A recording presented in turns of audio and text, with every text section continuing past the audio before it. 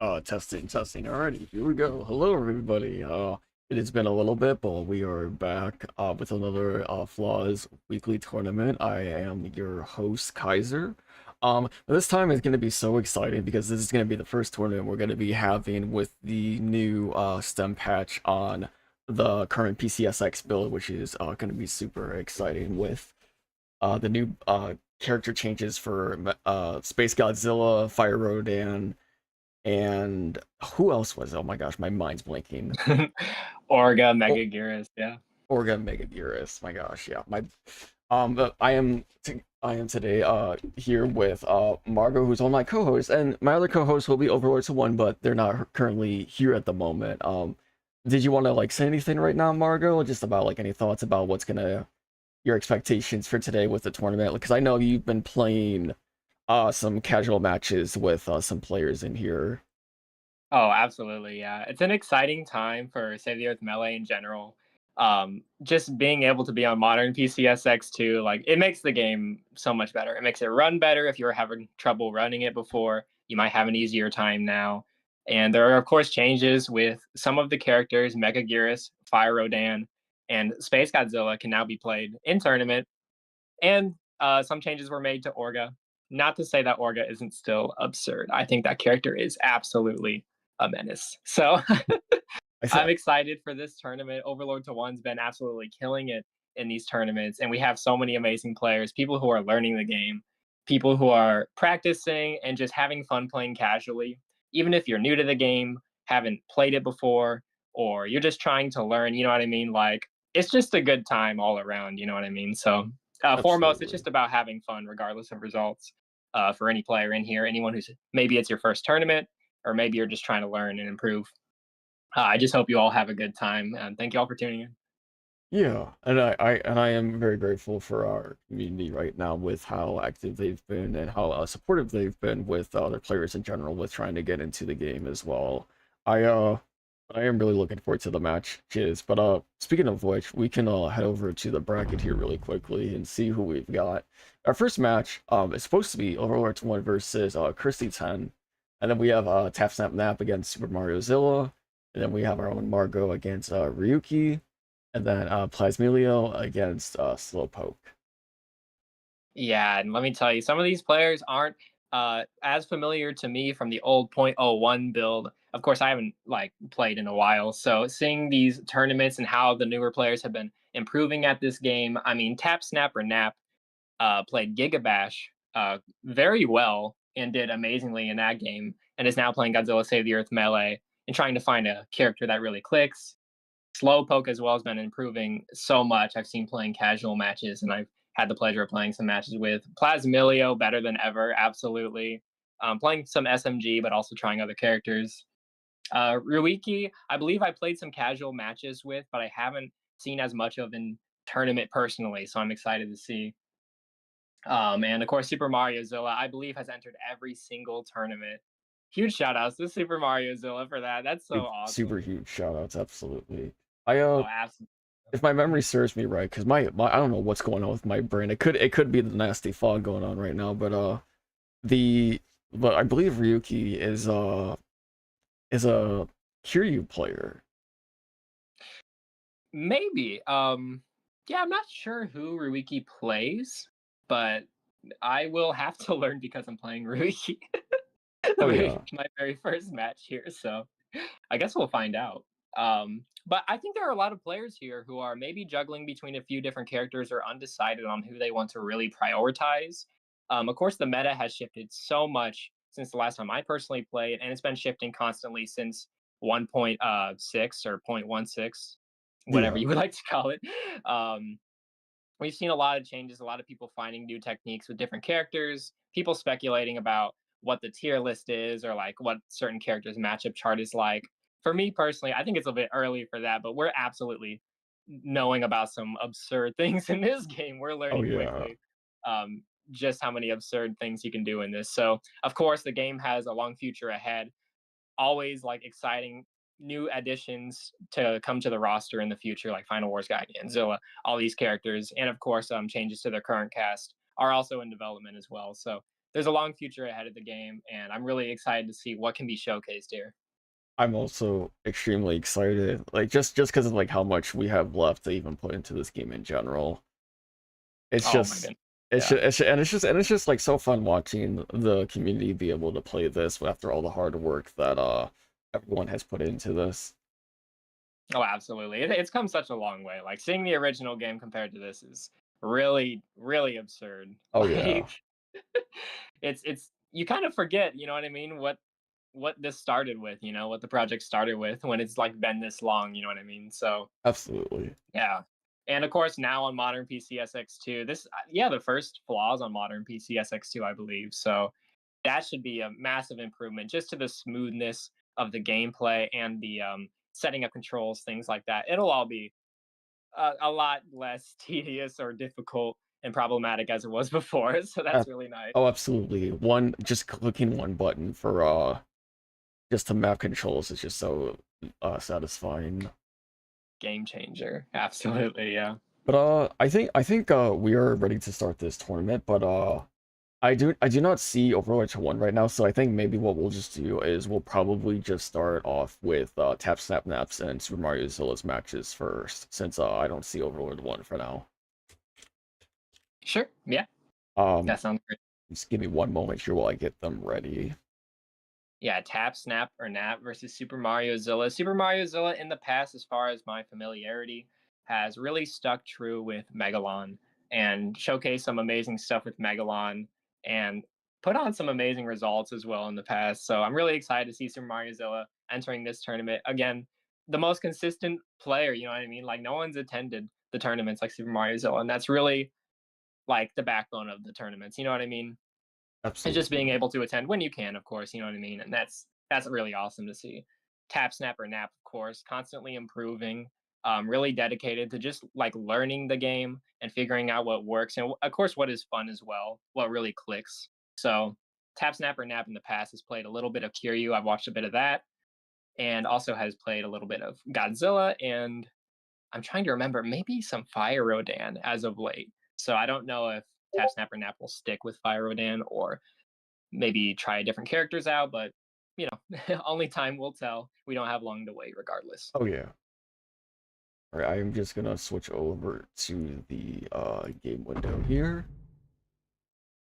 This is not even getting into the new stages. This is one of the biggest game changers. So I think people do have different perspectives as far as how stages will function in the future. But the addition of Boston, Osaka, and most importantly to me, is the smaller stages will be a huge game changer competitively, honestly, because the smaller stages, for me, I feel like they're the perfect size for the game. Some people also prefer the larger stages, which is totally good as well. We have all of them in the stage list here at this tournament.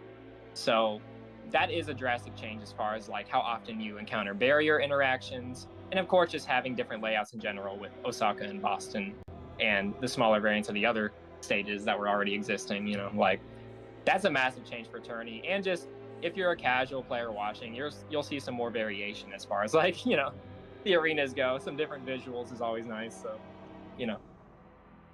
All right. Hello. Sorry about that. Welcome Hey, aboard. Overlords of One. Welcome. I just went to pick up my phone. We had dinner kind of Oh late. no, you're I was fine. just like I picked up the phone. I was like, oh crap, it's 6:01. No, you're so good. I just, but at least the mics, the headphones are good to go. My controller should be good to go. If Chris wants to start our match, I'll just make sure I get myself ready to go. Oh yeah, I'm already like in the process of getting Super Mario Zilla and TapSnap to start their match first, since I didn't get a response for a bit, so we could do your Yeah, match afterwards. that's okay. We can. That's fine. That's fine. I kind of forgot my match was Oh no, you're first. fine. Don't worry about it. There was a little bit of a last minute change with the bracket as well, because somebody had to drop out. Oh, okay. That would be why.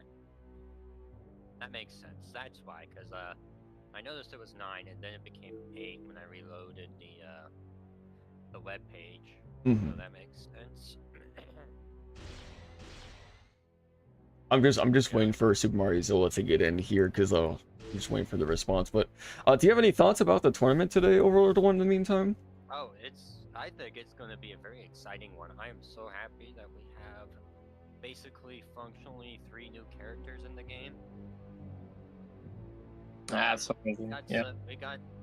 We have plenty of new characters, and we also got some reoccurring favorites as well, so that's exciting. I'm looking forward to some high-level Rodan gameplay. I wonder if we'll see any Mega Gearus. I don't know. I don't see anyone that's like Mega Gearus, though. I have seen one player practicing a bit of Mega Gearus, but I won't. I don't know if it's spoiling to say what character someone might play in hindsight, so I guess I'll keep that close. But maybe we'll see some Mega Gearus, but we might not as well. It's not for certain. But definitely not one of the more like popular characters in the past. Of course, we've seen Noctilus play Mega Gearus in the very old build, and as far as more lately, we haven't seen anyone maining Mega Gearus, I don't believe, actively in STEM matchmaking. So we could see some gameplay, but it's not for certain. It'll be wild. It's gonna be great. I just like seeing all the lessons here. Oh, absolutely. Mystery Man in the chat says it's a shame that these new stages don't have the walkthroughable buildings. It's a pretty big game-changing addition that greatly improves the flow of matches and game feel. No, that's for sure, and that is something worth noting as well, as that will affect gameplay. Is Godzilla Save the Earth Melee has changes made to the destruction of the buildings, and in the larger stages currently, they're much easier to destroy, and you can just walk through many of the smaller buildings without colliding with them and sort of interrupting your movement. Whereas in the smaller stages currently, it is still like the original Save the Earth, and it is harder to destroy those buildings, and they will affect your movement a little bit. So something worth noting for gameplay, and of course just sort of the game feel and how it looks, you know what I mean? It is a little harder to destroy the buildings on those smaller stages. I'll be right back. I'm just going to get some all good put away, but I'll be back in about a minute or two. Yeah, that sounds good. Awesome.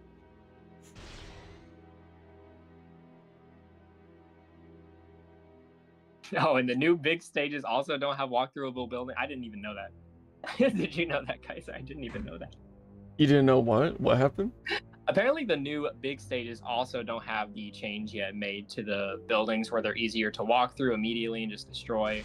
Oh yeah. Which the bigger stages, that would include Boston and Osaka. So oh yeah, that's worth noting. And as far as buildings go, I mean, I say really like buildings halting your movement benefits, I feel, Godzilla the most. Godzilla has some amazing pressure if you're against a building. Of course, every character will benefit from it, and it'll affect every character to some extent. But Godzilla has some really great pressure against buildings and absurdly long strings, honestly. As long as there's a building there, Godzilla to just constantly juggle you, as some characters can as well. But like, I think Godzilla has versus Godzilla 2000 Monsters. Is this a button? Yeah, they just want to make sure everything's okay. Awesome.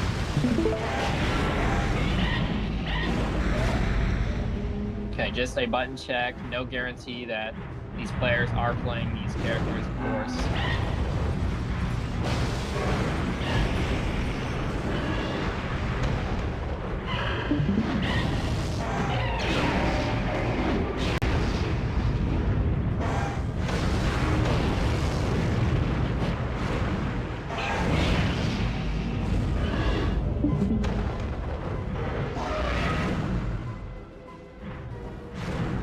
My gosh, this game just runs so much smoother. It's so amazing. Oh, absolutely. It's such a drastic difference. And just watching videos, anytime I watch some gameplay of the game from any channel posting gameplay like Overlord to 1, you can just tell the difference in the visual quality of the game compared to the old one. And it's amazing. The texture resolution has also been a lot better for a lot of the buildings because they were not like correct before, for just with how the emulator was. The roofs, yeah. A lot of those roofs were very pixelated. Roofs, I don't know, but I think it's roofs.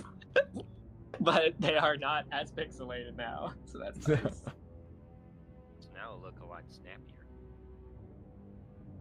Yeah, they load way snappier. Looks like the first stage of for this version, it's gonna be boxing ring. This is gonna be a blast. They're going to boxing ring. Wow, here we Boxing. go. I'm just sitting there like would Tab agree to this? That's Mike, but apparently it looks like Tab's agrees with. Oh my. I gotta turn you up a Like little. boxing ring Rodan. Now that's gonna be exciting. Oh my goodness, yeah. It's hard. Like, I don't personally know. I haven't tested boxing ring like at all. I don't really know what characters benefit the most from it, but my expectation would be like, I don't know, like Destroya, Orga, Yes. you know. Here we maybe. go. Fight. I will tell you that Kiryu does not like the stage. I'll tell you that much. I can imagine that. I imagine Rodan doesn't like the Monsters. stage either. Fight. Probably interrupt. I think Rodan can probably fine. Rodan is ridiculous. That's It true. looks It's like just we're already starting out strong with some lovely attacks from Super Mario Zilla's Godzilla. Something I was not 100% expecting, but makes sense because historically, Megalon and Rodan, in the matches between them, usually Rodan comes out on top by like a massive margin most of the time. yeah, So it's it makes sense interesting. to see the Yeah. Godzilla. And Seeing this Godzilla character makes come sense out. here because Godzilla, yeah, that beam attack does so much damage. It is like yeah.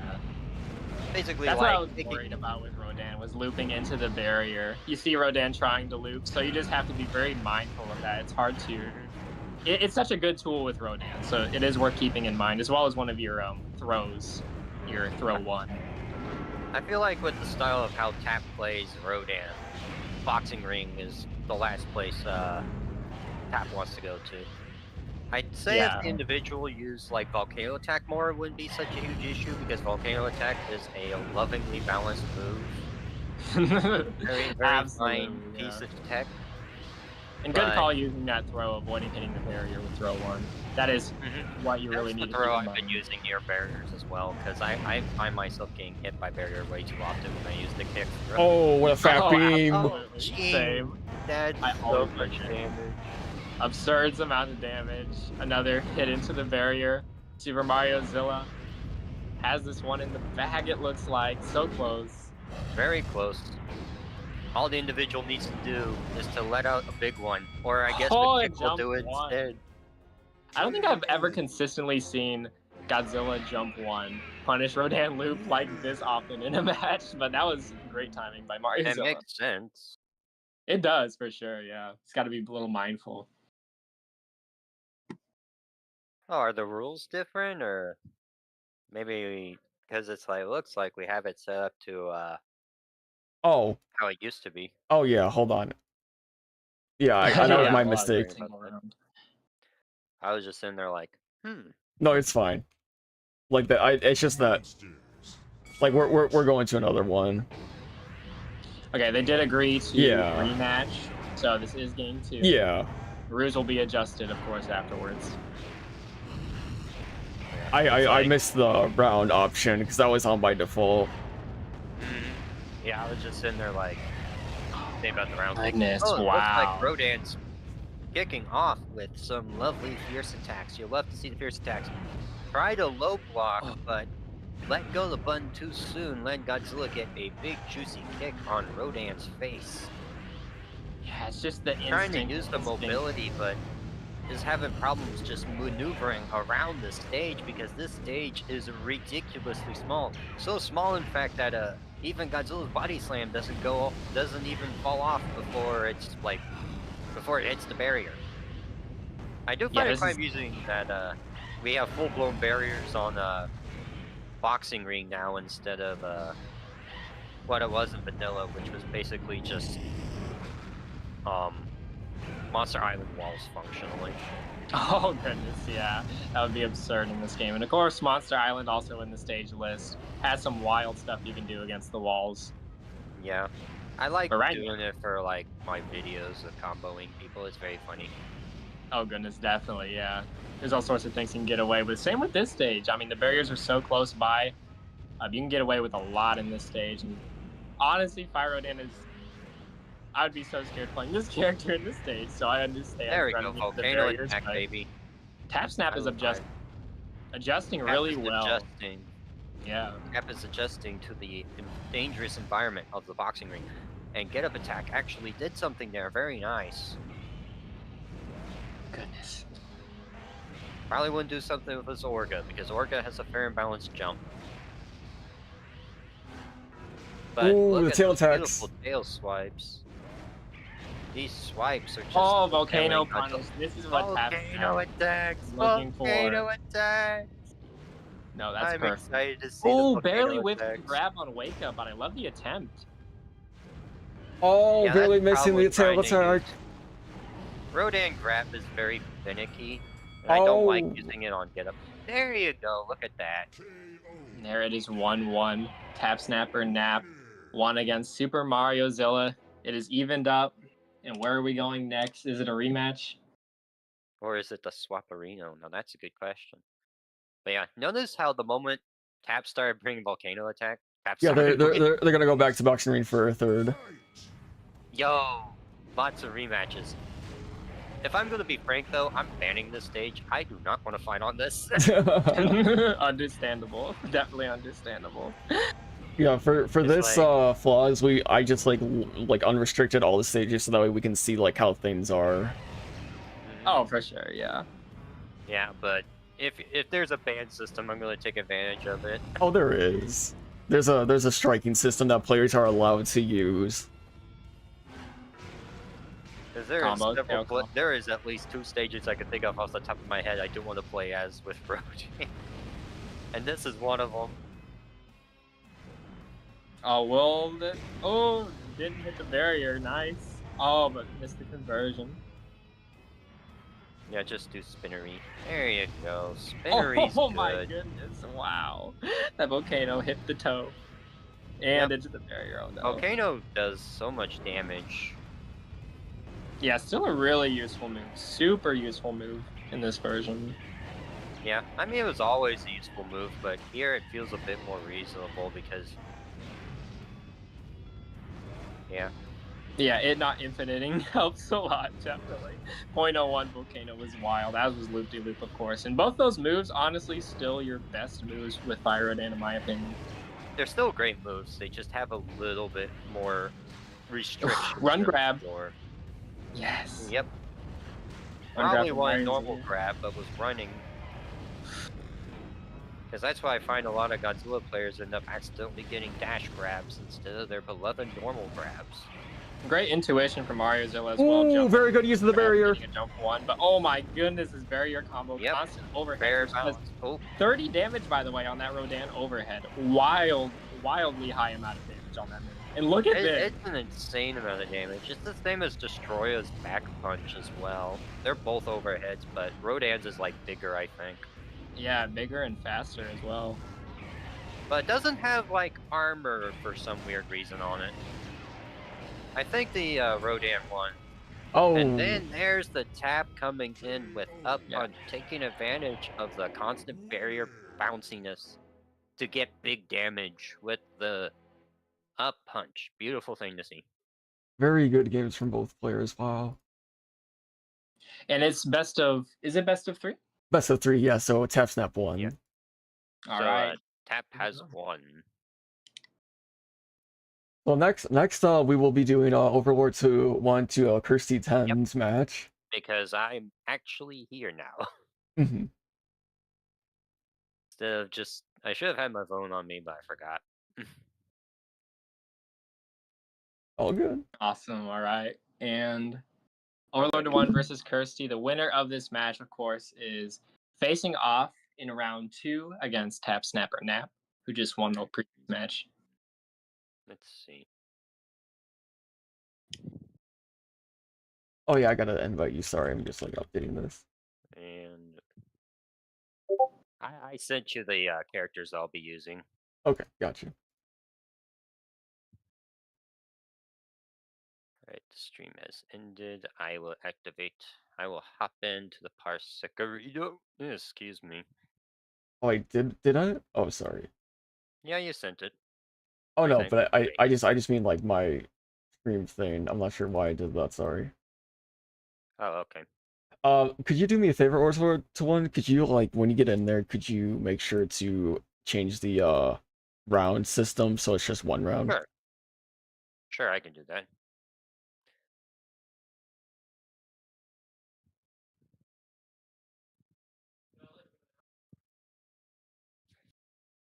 Now we just need Chris to input their button real Oh quick. yeah, I'll just make you player one then.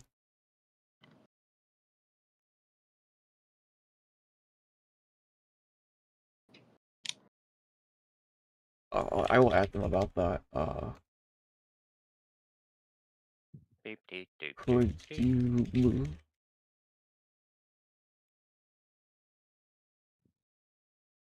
Map it. So Kirsty 10 against Overlord to 1. Kirsty 10's very first tournament. Thank you very much for joining and attending this. I'm Amazing very to have happy new see. players. I'm always happy to see new players. I'm gonna mute the both of you real quick, Oh, and then I'll good. proceedingly mute myself so I don't get distracted while I am battling, because that would suck. And I can always watch this later. It's always Absolutely. fun to watch it later. For sure, yeah. That sounds great. I'll do the same for my matches too. That sounds awesome. And yeah, Kirsty 10's first tournament against Overlord to 1. Overlord to 1, of course, on a huge winning streak, has been absolutely dominating these tournaments. Yeah, I'm really ever since Falls wondering. from the Ashes. Oh yeah, I really am just wondering like if anyone's gonna be able to take them out since we were like now on like a new patch where there's more players interested in general.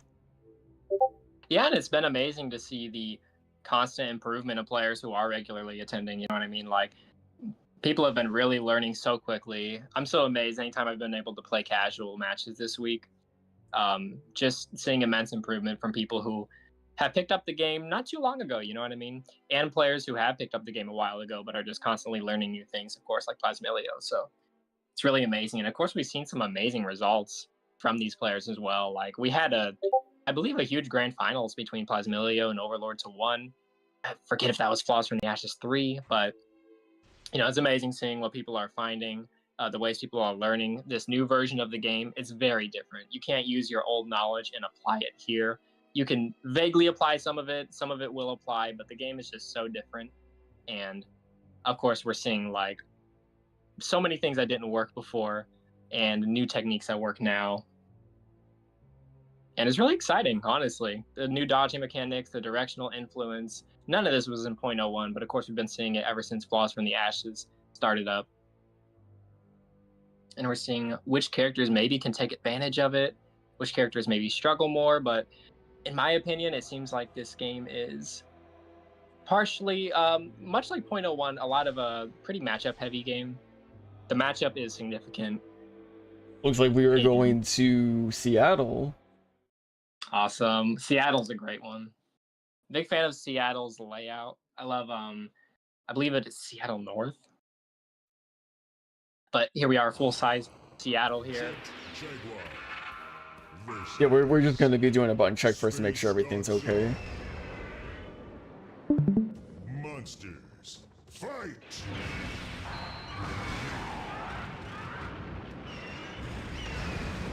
I'm sorry, I realized my stream is I don't know why like the Discord stream is being silly with this. I apologize for that. No, you're all good. Oh, it's working now. So I believe this is a button check. Oh yeah, it is. Okay. So of course, no guarantee the players are playing these characters that they're selecting in the button check.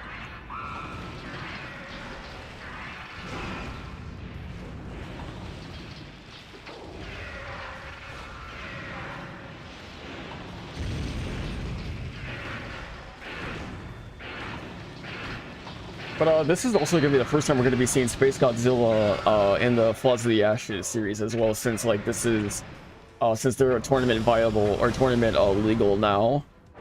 True, and I do have a hint that Kirsty 10 will select Space Godzilla just because it is the profile picture on the tournament challenge websites. Oh yeah.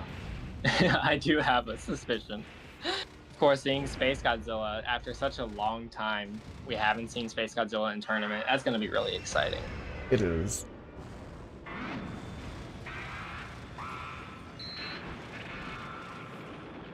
We're just waiting a response from our Kirsty. just because like Overlord will ask if like their buttons are okay. Oh, I'm gonna just ask them just in case.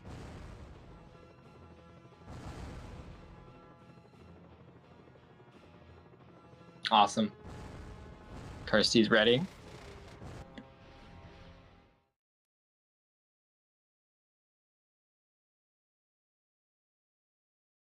All right, set 2 Applause from the Ashes, number 5, Overlord to 1 versus Kirsty 10. Kirsty's 10's very first tournament. Really amazing to see new players picking up the game and just having a good time. It Joining these is. tournaments, really supporting. And That really does support a lot. it So, does. Like I love seeing more players in general just being able to just get into this game. It just is always encouraging. And also just to be able to see like new gameplay styles in general. Like everyone plays a character differently. Like even if there's like a same play style for like meta wise, like a lot of people will have like their own like flaws, gimmicks, wow. such. Here we go, starting off with a good grab from Kirsty against Overlord to 1's Jet Jaguar. My goodness. I believe Overlord to 1 is, I didn't know that they were picking up Jet Jaguar, because I remember last time that they were playing, they didn't like know too much about Jet Jaguar's like play style, but it seems like that they've been labbing them.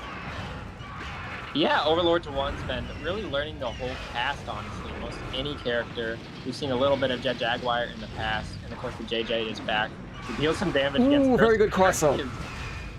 Honestly, putting on an amazing showing for a first tournament. That is absurd, some of the Space Godzilla knowledge that I'm seeing in some of the gameplay. But of course, Overlord to 1 is just a force to be reckoned with, especially Giant JJ. Oh, trying to get that cross up, but they were able to just use the invulnerability from the get up just in time. Oh, absolutely. And we're seeing some Space Godzilla kicks, an amazing move to use. And of course, your forward kick with Space Godzilla is now a low, and that's absolutely worth noting. Really important knowledge. That grab barely whipped. Overlord to 1, invulnerable just at the right time with that roll. Of course, we're seeing down fears. Ooh. Oh my goodness. They're able to really utilize the cross up with like Jet Jaguar's jets. Oh, very good usage of the punish there. Yeah, Kirsty 10 was trying to get that taunt hitbox. That taunt has a hitbox and it does an absurd amount of damage. Overlord to 1 is not getting caught with that. Not quite like that. Oh, a big knee. Yeah, Back 3. Overlord 1 has been really making some good offensive play with Jet Jaguar right now. Like I am really happy to see like Jet Jaguar is able to be played like this, because there's just, oh no, not into the corner, because that if you position that right, that is an infinite, I believe, like the karate chops. Yeah, you just have to hold the stick back, just directional influence away, and then you can get out of it. But oh, yeah. Jet Jaguar can do that for as long as he wants. Get up attack from Overlord to 1. Trying to close this out. But the chip damage almost did it. Oh, not having enough energy for the grab. That should do it. Kirsty 10 is playing really well with Space Godzilla. Such an amazing first showing here. But round 1 will go to Overlord to 1. And Overlord to 1 is really playing against Space Godzilla what you want to be doing against that character. And that is sort of convince Space Godzilla that you don't have space to charge energy. You can't use energy, you know what I mean? Oh, absolutely. And that's what Space Godzilla needs to do. Yeah, and like that's it's like if you're a good Jet Jaguar, and if you're not like if you're Jet Jaguar, like not letting Space Godzilla be able to have their utility, then it's just you're just being bricked. And we're seeing good gameplay from Kirsty 10, just retreating, planting all these crystals. I think that's a really good idea, honestly. If you can get the space, then use it. If you can use that energy, honestly, yeah, just use it. Like, and also Jet Jaguar. Oh, go ahead. I was just gonna say Jet Jaguar like also just needs to get really close to commit to like all of his moves in general, even though he does have movement options. So like being able to just get those crystals up as soon as you can, and then with that range. But sadly right now, Kirsty is so far away from some of their crystals, but like they're just charging really slowly here. Yeah, some distance is being made, and Overlord to 1 is just not giving Kirsty 10 any space to play the game right now. Kirsty 10's being forced to block, and of course Space Godzilla has much lower movement speed than before. Really low movement speed. Oh yeah, they So were a it's speed hard to demon really find your before. space. Oh, absolutely. Yeah, you need to be really strategic and really have nice opportunities granted to you to be able to get away at Space Godzilla. But of course, your dodge is an amazing movement tool. One of the best dodges in the game, along with the Space Godzilla. So that's often your best way to find some space. Very good, Treating very, away. very good chase scene right here from Overlord 1. Just like reading when like they're gonna like drop the Space Godzilla levitating dash. Yeah, absolutely. Overlord 1 is just putting on this constant pressure, constant offense and rush down with Jet Jaguar. Definitely what the character wants to be doing right now. And Kirsty 10 is just trying to find some space, but the freeze beam comes out, not a running grab, dash attack into grab. That was a really nice sequence from Overlord 1. Into the barrier, what are we gonna see? Look at this juggle. Oh, nice fight with juggle. Cross up, multi-hit. Oh my goodness. You are just crossed up right now. Oh, they were so close to getting the Jet Jaguar punch off. Oh my goodness, just narrowly avoiding that is Kirsty 10. Blocking his pressure, but oh my goodness, Overlord 1 does land at that time. Kirsty 10 is still in this. Oh yeah, they're just like really trying to respect their playstyle right now. Oh, very good utilization of the healing from the crystals, even if it just gets a little bit off. Using those crystals to heal Overlord 1, just trying to end the match with that move. Yeah, they're being very like greedy with their hubris right now. Definitely, this is very greedy. This is very greedy. But Kirsty 10 is fending off Overlord 1, not doing half bad, honestly. Put on a lot of damage, despite the circumstances, which are very unfortunate. Oh, and just ending it off with the beam. And with that, Overlord 1 will advance, and Kirsty will go on to the losers bracket. But very good showing from Kirsty in general, honestly. Oh my goodness, yeah. That was an amazing showing. Like, such an amazing first tournament showing from Kirsty 10. You don't often see gameplay like that from Space Godzilla, just from anyone in general, you know what I mean? So it was really awesome to see that first set against Overlord 1, who of course has been constantly winning these tournaments. Hello. Amazing player. So, and welcome back, Overlord 1. Congrats. That was fun. One can never truly get tired of JJ gameplay. Oh yeah, it is always a treat to watch. Oh yeah, such a different character too from .01. So many changes Yeah. the character has had, and a lot of uncertainty about where the character is relative to 1. And we just haven't been able to see much Jet Jaguar gameplay, really. You know what I mean? So like being able to see more from you has been super awesome. Of course, anyone hoping to play Jet Jaguar will definitely be able to find some ideas from your gameplay. I feel there were some awesome juggles there. Yeah. Thank you. I tried my best. Alrighty, next up is gonna be. Oh, go ahead. You. All right. Oh no, I was just gonna say next up is gonna be Margot and Ruikii, so I'm just gonna get them set up while like you can comment about like your game. Yeah. Awesome. I'll And all this comment about the yield, the Jaguar stuff. Because the thing that's big about Jet Jaguar is a lot of yield animation cancels. So like his forward fierce, his down fierce. Well, his forward fierce can pretty much cancel any of his moves, but you don't see me using it too much because it's kind of predictable whenever I do it, so I don't use it too much. But down fierce, the one where he like spreads his arm out and basically flies on the ground, you can jump out of that, and that leads into an immediate jump attack of your choice. Hey, you see me use jump kick a lot with Big JJ for particular, because whenever Jet Jaguar is big, a lot of his moves become knockdown. So those big double kicks are really brutal against like people are trying to intercept you with say like Godzilla headbutt or anything of that sort. But it's just so aggressive in general though.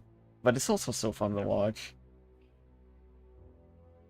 Right, I am just getting Margot's control set up here, and then I'm also gonna do. Sorry about that.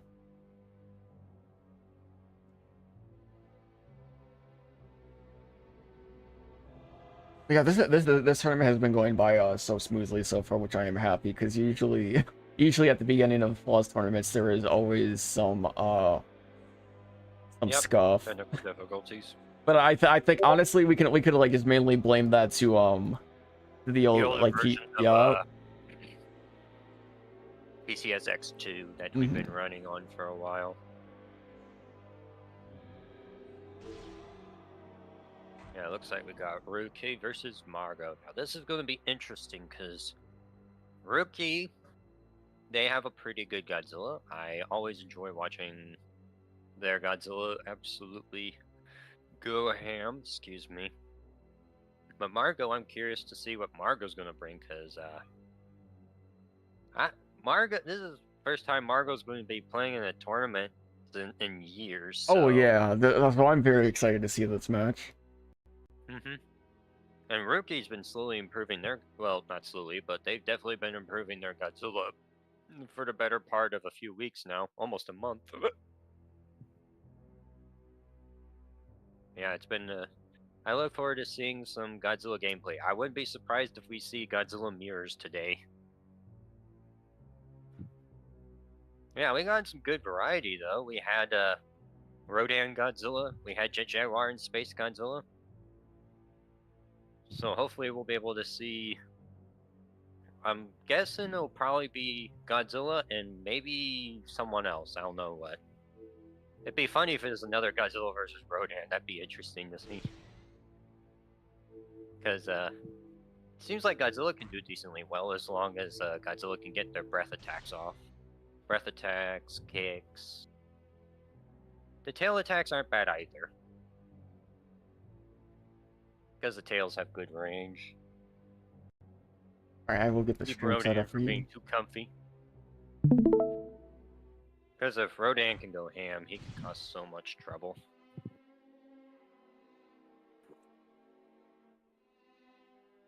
Rodan's a very brutal Alright, so character. Monster Island and Monster Island Bay are being striked by Margot. And then I'm gonna ask if Ruikii wants to strike any stages. You can strike up to 3 stages. Oh yeah. So it looks like we're seeing the Orga and the Godzilla. Oh I yeah. mean, Orga was also something that Margot's mentioned in the past. So let's see how the both of them just absolutely wreck house. Though I feel like this matchup's a bit more favored towards Orga, just simply because the character's damage output's so ridiculously high. Oh yeah. I agree. That one of Godzilla's best approach options gets countered by Orga grab nonsense, so that's a big problem. And if you spend too much time jumping around, Orga will just beam attack you and start a combo that way. Alright, we're gonna be Orga doing. beam's pretty strong too. Yeah, Orga's beam, like, just being able to just, like, have that pull as a grappler character, but also being able to steal your opponent's beams, which Godzilla having the highest damage beam in the game, is just not. Doesn't help Godzilla. Yeah. So we're just doing a quick button check here first to make sure everything's okay. Because one of the funny things I like doing in my matches versus, like, Godzilla players is whenever I play as Orga, I just use the grab button and I go for the steel beam option. And then I'm like, okay, I'm a better zoner than you now. Now, because I literally have your beam. Now, something I actually don't know, because I haven't tried it with Orga. Is Orga able to utilize paralyzing goo still when they steal the opponent's beam, or no? Yes, they can still use their paralyzing goo. One of the things you can actually do is paralyzing goo into that beam, and if the opponent doesn't mash out fast enough, they won't be able to block it. It can be kind of disgusting. Oh yeah, absolutely. It's not the beam steal isn't very useful against characters like Rodan and Destroya because their beams are worse than Orga's. So it's like not super great there, but I'd say on everyone else there's at least some utility to be had from taking their beams. And Godzilla's definitely one of the best options just for sheer firepower alone. Although SMG's is also good, but the problem is that in that matchup, SMG can just absorb the energy. You're better off just comboing that giant character to death instead. Oh yeah. rather than trying to play the beam game against one of the best beam camp characters. Well, you know what? I forgot that I have to update the bracket. Like the bracket command for Twitch. Sorry about that, people. I can send this for you. Yeah, well, we got it. We got this. I'm just waiting for a response from Ruikii because they're typing a lot right now. I don't know what's going on. Probably has a fair amount to say. Quite curious. Okay, so the punch and fierce are flipping. I cannot kick. What? Hold on. Let's yeah, see here. Ruikii's controls are a little bit different from a lot of the other people, so you'll have to go to the controller settings Oh, yeah. that Ruikii's using, which is whatever SDL. It'd be either, I think it'd be 1, Okay. because I'm guessing Margot came in first, but I don't know. Oh yeah, yeah, they are 1. Punch is square, right? I'm trying to remember. I'm so bad at memorization. Or is fierce square? Because I swear fierce is circle. Fierce is circle. Kick is... Oh, punch is cross. Okay.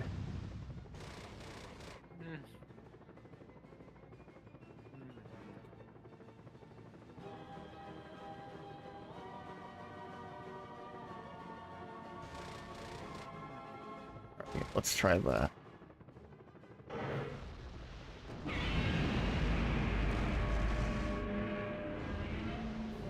Yeah, punch is cross, kick is square, circle is the fierce attack button, which is a very good button for Godzilla and Orga. They both benefit from their fierce attacks. Although I'd say Godzilla benefits from it more, just simply because Orga... Because like Orga's best fierce options are like... I really like his body slam attack, his forward fierce and his back fierce. And neutral fierce is okay for like just yeeting your opponent and having a fast grab option. Down fierce is probably the worst option on the bunch, just simply because it's slower and it's very easy to react to. And up fierce for Orga just turns your opponent around, which is funny sometimes. It can be quite funny watching them just get turned around and then you can hit them with another move. Looks like Orga's admiring the boat. It is a very detailed boat, so I would admire it too. Yeah. The Margot loves enjoying the boat. We got ourselves a boat here. Too bad it ain't no party boat. It's just one of them hauler boats. Good boat though. Good boat. But yeah, Orga's just holding a boat with one hand, dear lord, that's terrifying. But though I guess if there's anyone that could do it, it'd be Orga with those big hands. Hands are like bigger than entire buildings. Yeah, I'm gonna just remap their face buttons because I think they're just like having some issues in general here. Yeah, you want to remap the face buttons for Ruikii. They use a little bit of a different control scheme from what everyone else generally does. So you gotta be careful about that.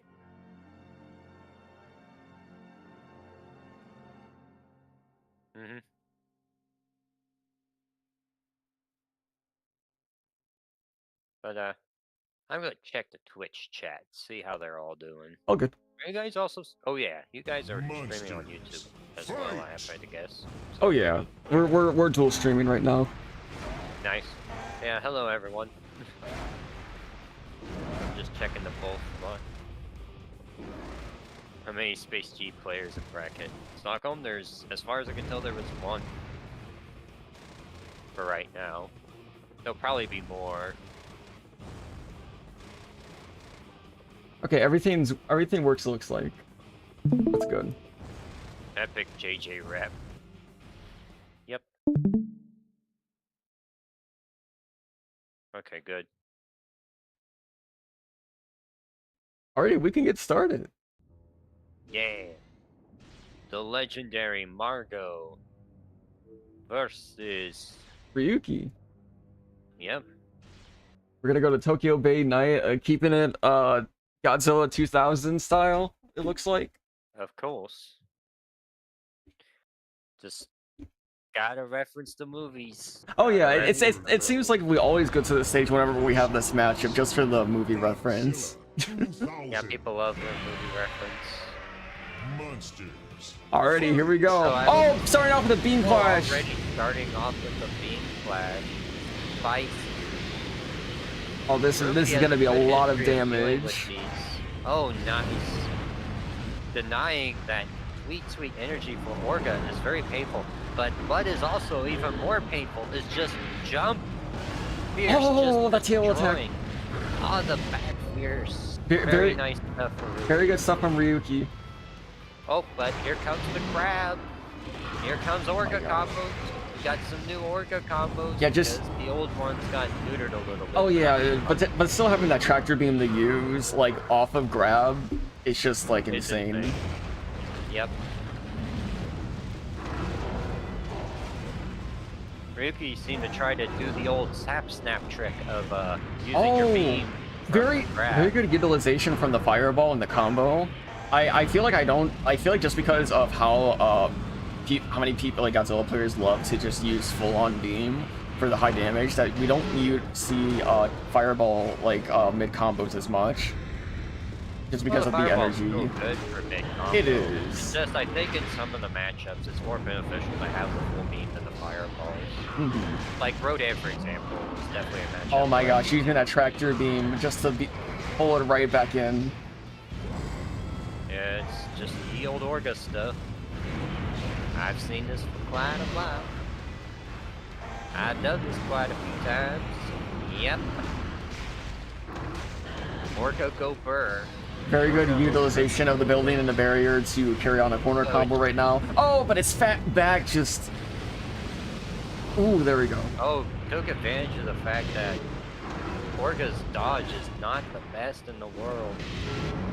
Full beam damage, just pure devastation. And then here comes the body slam. Oh my gosh, that grab range just was not enough. Yeah, Margo taking the first match. Yep, this is... Yep. I will say, if you're trying to grab someone from behind as Godzilla, be very careful about that, because Godzilla's grab range is... This is just me guessing. Seems to be a bit more on the higher end of, like, the grab range. So, like, with Orga, for example, his body's a lot more forward than it is, like, straight up. So I could imagine the grab would have a easier time whiffing from behind than from the front, because Orga's body's so far to the front. Now, if you just do like kick into grab, that's something that's pretty much guaranteed on Orga, because the character is like ridiculously lurched forward. Like, but like with like Orga's like how their body is structured, like a lot of the hurt box is often like certain combos and like corner combos for barriers in general can just be very finicky. Like sometimes like I like right there in this match, like Margo was like carrying on a very good corner combo, but like the hunch of their back just like hit the barrier and it just Yep, that's Orga. That is like you get the benefits of Orga and the problems of Orga. And the problems of Orga is just the bod for the most part.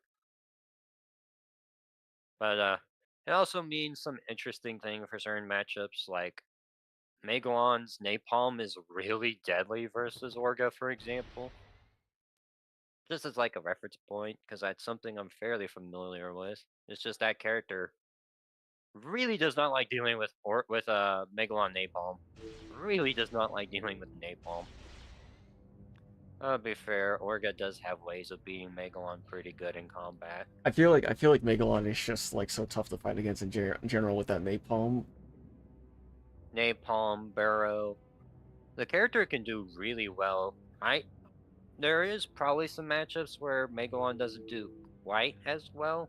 I don't think the character really has a losing matchup in the game right now, except for possibly Rodan, but I'm not pulling out Megalon against Rodan players. I'll tell you that much, because I'd rather use someone like Destroya or Super Mechagodzilla, because those two can just camp, beam, orb, whatever, and just make Rodan players be miserable. Because that's just kind of the idea there with those fellas, and I use Megalon for just about everyone else. Except for Orga, though. I use Rodan for Orga, because Orga doesn't like find Rodan very much. Turns out Orga has problems hitting Rodan, who's blocking low. Alrighty, looks like Ryuki's just gonna choose to go back just to Tokyo Bay. Orga. No strike, it's just a... Godzilla. Oh yeah, like the winner of a match just strikes. Again, another beam clash right off the bat. Oh jeez, another team. Dang. Looks like, ooh, it's pretty neck and neck right now. Something to like Nice. for those that like, since we don't have many beam clashes, just a reminder, it's just reverse Pokemon weakness type chart pretty much. Like green beats red, red beats blue, and blue beats green if I recall correctly. Actually, I think they changed it. Did this we? version. Yeah. That's good. Because I noticed whenever I was playing around, because it's basically, I believe, red beats green now, green beats blue now, and Okay, because that's how it should be in terms of like what people think is what should be what. Oh, that was a very weird they ground. changed it up because in vanilla, it used to be green versus red, red versus blue. No wait. It was just the reverse. Green beat red, red beat blue, and blue beat green. Yep. They changed it. Well, that's a very good change. I didn't actually notice that, since again we just do not get many Don't see beam clashes. terribly often. Yeah. This Godzilla player is learning very quickly that get up attack against Orga is not the best choices, because Orga's jump is ridiculously high off the ground. Just the sheer damage output from this Orga is just destroying Godzilla's HP. This Godzilla is already. Oh, the magic pixel! Oh, magic pixel! You love to see magic pixel. But Ryuki's gonna have to like do some hard killing right now. Just one beam attack. It's gonna do it for Margot. KO. Yep, and Margot wins the set. Absolute brutality from that Orga, just using Jump Fierce to punish every single get-up attack that Ryuki has used. Very good play style from both players though. It's very fun. Now I know Plasmilio was saying that they're gonna be late, so is it okay if you wanted to just do your match with TapSnapNap now, Overlords 1, or would Sure, I'm good with that if Plasmilio isn't here yet. and if they're not gonna be here by that time, I will sadly have to put them into losers, like just like for the sake of time. Like I don't want to do that, but you know, it's just Wait, it's time sensitivity with the tournament oh stuff. yeah, like everyone that like has things to do. Exactamundo. Alrighty. I am Awesome. just gonna send you the links. It's so creepy whenever like I type in gaming and that thing just reacts with it automatically. I'm just like, I freak out every time. I'm like, what kind of person does that? Oh wait, that's the bot. Like, wait a minute, that's just the bot. We're good. I'm just typing your name in for the tournament Bracket. here. Okie dokie. Alrighty, I'll let you. Let's do that guy.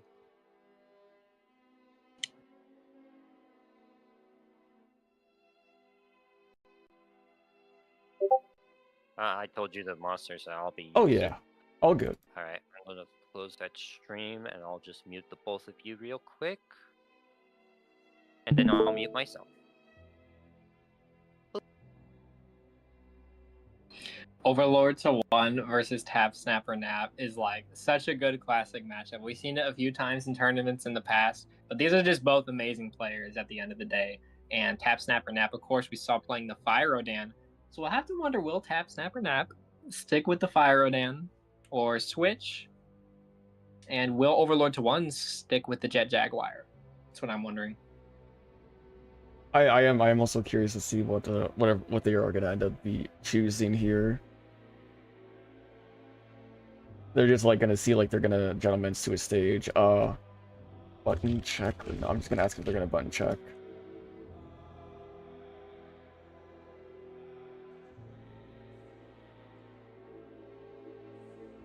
And they are both agreeing to go to Osaka North, which is, I gotta say, one of my absolute favorite stages in the game. So I really love that. Osaka North is a very fun stage.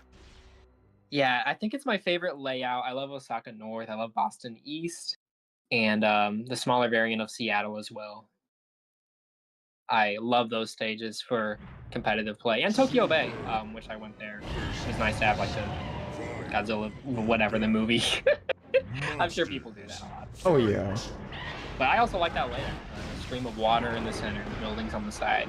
I think it's really nice. Obviously, Orga can do absurd things. Orga really does live up to the nasty soft name. Nasty character in general. And is this a button check? It is, yes. Okay. Just making sure that everything's going well.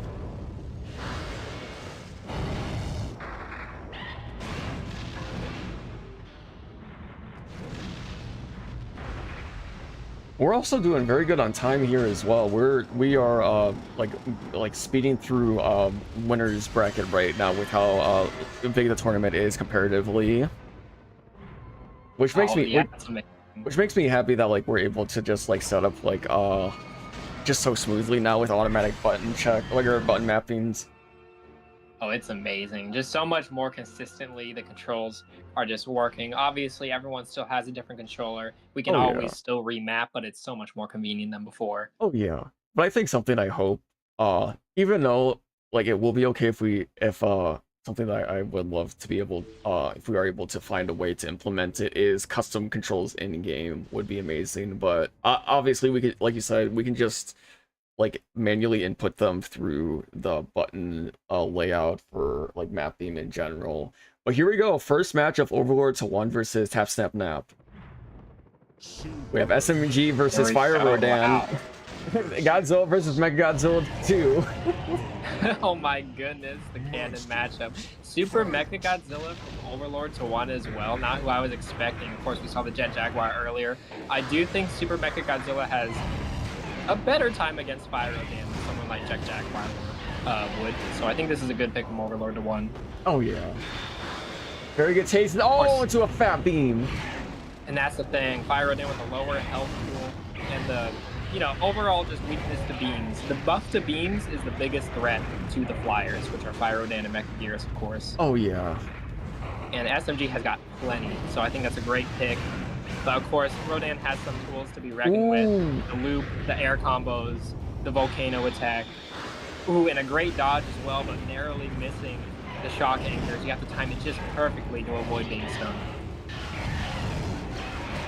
On the overhead, but dodging it as Overlord to 1, avoiding this pressure, getting that kick out. Oh my goodness, and a huge uppercut intercepts TapSnapNap, and the shock anchors come back out. I think that was the last of Overlord to 1's shock anchors. 30 damage overhead into uppercut. I like that. Great deal of damage just flying above SMG right now, mixing up the approach options, but the Mega Buster's coming out and it is doing damage. You just have to dodge. Oh you can my block, gosh. take this chip, or you can just continually dodge and it's still risky. But there we go, Overlord to 1, taking that round with SMG. It looks like TapSnap wants to just go ahead and rematch back into the stage. And Overlord to 1 is good with that. Alright, an instant rematch. No, something I love about this spawn area here is like just the giant building between them of oh my god, is it called Osaka Tower? I'm so bad at building names. Like I am so sorry. It is a good question that I do not know the answer to for certain. Honestly, I'm gonna Google this right now. But either way, yeah, the spawn position is interesting in this stage because player 2 is like right next to the barrier. So maybe eventually that could change. I don't know. It's a minimal thing. Either way, I mean, usually a minimal thing. But here we go. TapSnapNap. Oh my goodness, that's an amazing. I don't think that was a stream, but Just amazing use of Fire Rodan's buffed attacks. I believe its back fierce is much better now than it used to be. Going for the low, which is also a great anti-air, but the loop catches Overlord to 1. Osaka Castle. Oh, okay.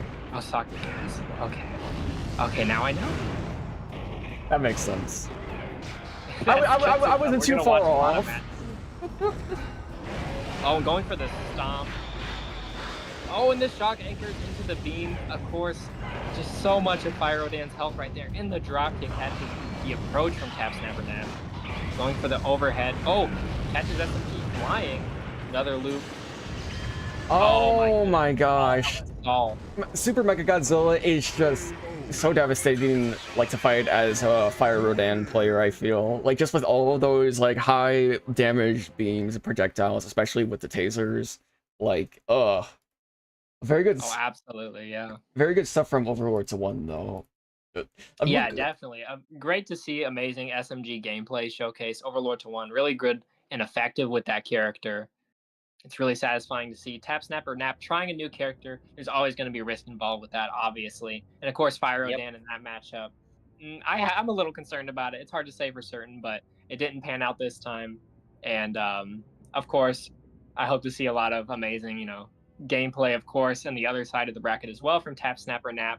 Because Fire Rodan is not the only character TapSnap can play. Yep, you're right. Awesome stuff, Overlord to 1. Thank you. With the SMG. I went SMG because I was like, you know what? This character beats Rodan well, and I just want to show that there's a lot more to the character than I think some people have been suggesting. So I've been showing off the I-beams more because I-beams are really good. I prefer them over all-out assault, if I'm being honest. They do seem very, like, strong. Like, I am surprised that, like, there hasn't been, like, much more utilization with them from other players that I've seen in the Flaws or Slash series. It's mostly because of the fact that people don't DI super hard for right now, and thus all-out assault seems like a better deal, just simply because you can do, like, punch, kick, and then all-out assault, and that's like 143 something damage. Utterly absurd. But if your opponent DIs, then it's more like 90-ish or so. And you get a lot more from the I-beams with the shock anchors. Because people try to dodge those a ton. And thanks to how the shock anchors are set up, you'll always get you'll usually get 1 stun off. Yeah, knowing what to use from shock anchors is really useful. I mean, you got 3 of them. If you land it right, you get a stun. And just knowing what should I do as SMG to get the most damage from that shock. It seems like the most consistent one is I-beams, because your opponent can't really DI those. Oh, absolutely, yeah. And you still get energy left over, because all assault takes all your energy, whereas the I-beams take, like, about 80% or so, roughly. So you get your energy faster. I mean, we just saw it in that set, too. I mean, the damage just adds up quickly, and the I-beams are just really powerful. Much like Godzilla's beam. Godzilla also has a really good beam, so... Godzilla's beam is slightly stronger, but the I-beams aren't really that far off, and they charge faster than Godzilla's, so that's like added utility right there. Absolutely, like especially having a beam even close to as good as Godzilla's, that means you have a great beam. Godzilla's beam is absurd, so it makes sense for SMG, who obviously specializes with a lot of different projectiles and different types of weapons. Yep, Like, here's how I view it between the 3 primary projectiles that Super Mechagodzilla uses. I-beams are good for intercepting flying and people that are jumping around in neutral a lot and aren't really, like, on top of your face. Because when you charge it up, you get a lot of damage while still having guaranteed tracking. And for Mega Buster, you use it if your opponent is, like, dodging a lot, and you just want something that's instant knockdown without using too much energy. It's just something you can activate a lot sooner, because the thing about the I-beams is it only becomes like knockdown like halfway through the charge, which is a bit longer than what Mega Buster does, even if the damage is better than Mega Buster. Definitely, yeah. Being able to knock down and have a good anti-air option is just really good in this game as well. So, like, it's definitely good to keep that in mind for Mega Buster. What your quickest anti-air option is, if someone is constantly jumping around my character, then what can I do to really swap them out? Sometimes block, sometimes it's dodge. or sometimes you just have a move like Mega Buster that at the right times can be so helpful in matchups. Yep, especially against like Rodan, Mega Gyarus. Especially against those two, it's very useful. It's not quite as useful versus Space Godzilla though, because the character's dodge is probably the most broken move in this game. Like, it is disgusting. Yeah, Space Godzilla dodge is absurd. Some Like- dodges in general, in my opinion. I think all the new characters have absurd dodges. I I feel like Rodan, Mega Gyarus are a bit more reasonable. I'd say Rodan's probably the better out of the two, but Space Godzilla's is like on a completely separate plane of existence. Yeah, it's just wild. And for a character who otherwise doesn't have great movement options for a reason, Space Godzilla would thrive with movement because of that energy regeneration and all the tools you have with energy. Being able to dodge that well and get away from sticky situations is so helpful with that character. So if you play Space Godzilla, I definitely recommend using that dodge. And of course, it looks new visually too. It's a fun looking dodge. It's just immensely effective, as a lot of different options are in this build. Of course, the game is constantly changing. There will be like a balance patch. There are many absurd things in this game, absolutely. So it is worth noting, Space Godzilla dodge is already being tuned behind the scenes, has been tuned, I should say, but that won't come out until the next patch, as with many other changes. So, Right. If Mega Godzilla had the movie accurate beam absorbing, it would be broken. News for you, my friend. Mega Godzilla does have a move that lets him absorb beam. It just came at the cost of having a low block. and I think I would rather have the low block if I'm SMG. Yeah, honestly, I'd rather have the low block too at this point. Though it does make, but yeah, it's just like sure, it's cool having the movie accurate stuff, but like not having a low block hurts. It for really sure. hurts. But beam absorbing, it does help your keep away a lot. I mean, I think if SMG really plays keep away, It just really commit plays to like into them very well.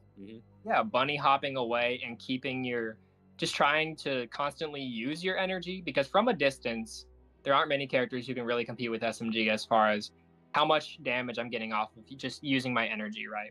And SMG has so many different options to catch people from full screen, with all these, different weapons. But shock just the anchors, beams. Absolutely, Beams, yeah. shock So, anchors. so being able to absorb someone else's beam with this character who can bunny hop away, and figuratively, or like theoretically, I should say, like you could get away and charge energy. I in this imagine. game can bunny hop, except for Space Godzilla. But Space Godzilla doesn't really need a bunny hop. Oh yeah, we have Plasmilio should be a home soon. That's why I'm just giving them the benefit since they said they're on their way. Give us a good break as well. Yeah, give ourselves a little bit of breathing room. I think I'll use this opportunity to go use the restroom. I'll be right back. Like everyone take a break of some sort if they need. Yeah, so on deck is Plasmilio versus Slowpoke. Of course, Plasmilio not quite home yet, so might take a second. And then after that, whoever proceeds will have to fight you, Margot. And then after that, we'll fight Overlord in winners finals.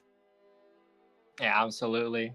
A really wild bracket. I mean, Plasmilio versus Slowpoke in round 1.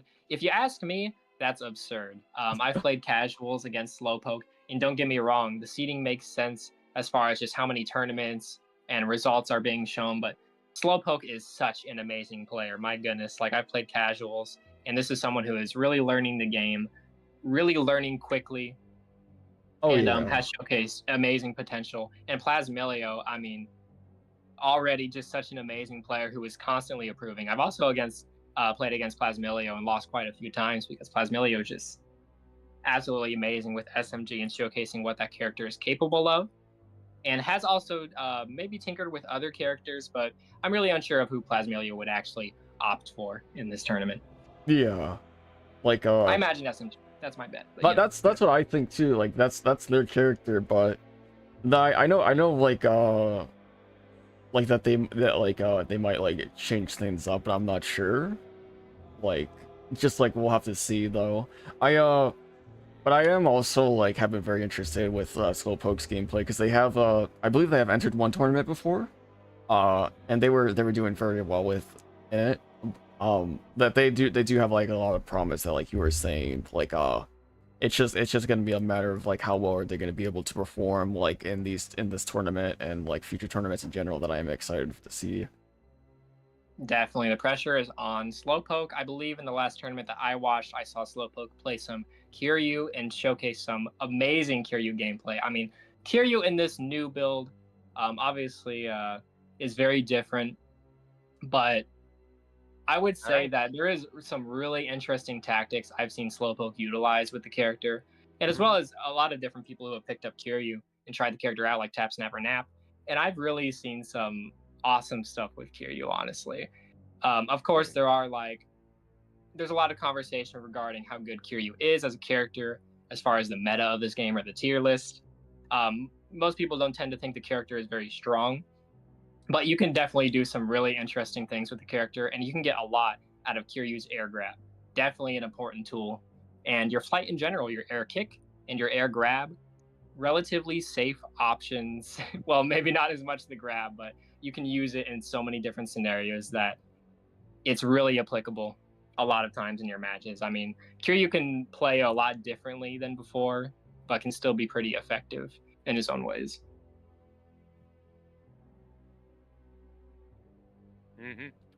You really can't. Is like the problem that I think a lot of people have with Kiryu is that the character's combo potential is basically exclusive to barrier most of the time. Absolutely, yeah. I haven't seen many bread and butter conversions or anything like that with Kiryu. You know what I mean? So, Mhm. being able to have that with some characters, like obviously you have that with Godzilla and different combos from your throws, and of course you have Orca. some combos like just like with Destroyer, like kick into forward kick, that knee is a true combo, things like that. You know what I mean? Just your bread and butters. Kiryu is definitely more so lacking in that department. You do have some Yep. good changes, like your down one being a low. I think one of the best lows in the game. That is a really useful thing. And of course, your addition of your new air grab, which is probably Kiryu's best move in my opinion. Yeah, I Yeah. think that's a fair way of putting it. It's a grab that can't be knocked out by a jab. That is very useful to have. Oh, absolutely, yeah, immensely. And of course, some things are changed. Such as like helicopter kick. Helicopter kick was absurd in point oh 0.01. Of course, that move is heavily toned down, as it should be, in my opinion. But it is still effective in its own ways, regardless. I mean, some stuff that was toned down is still some characters' best moves. I mean, we saw it with Fire Rodan, Volcano, and Loop De Loop. Even though these moves are toned down, that doesn't mean they aren't good. It just means they were really bonkers before. And of course, we've got some bonkers stuff in this version as well. So there's a lot to Yep. be found with these characters. We'll definitely see some more bonkers stuff as people get more familiar with the characters for the next couple weeks or so that this will keep going on for. It's Mhm. fun. It's fun to have this feeling back. Like back in point oh 0.01, people were just practicing every week, tournaments every week. People were constantly learning new things with the characters. And even then, even when that version left off, there was a lot to still be learned about that game. And it feels Yep. like we're back here practicing week to week. People are constantly learning new things, new players are attending. And it's just an exciting time. There's a long future ahead of this project as well. So we appreciate anyone tuning in, supporting.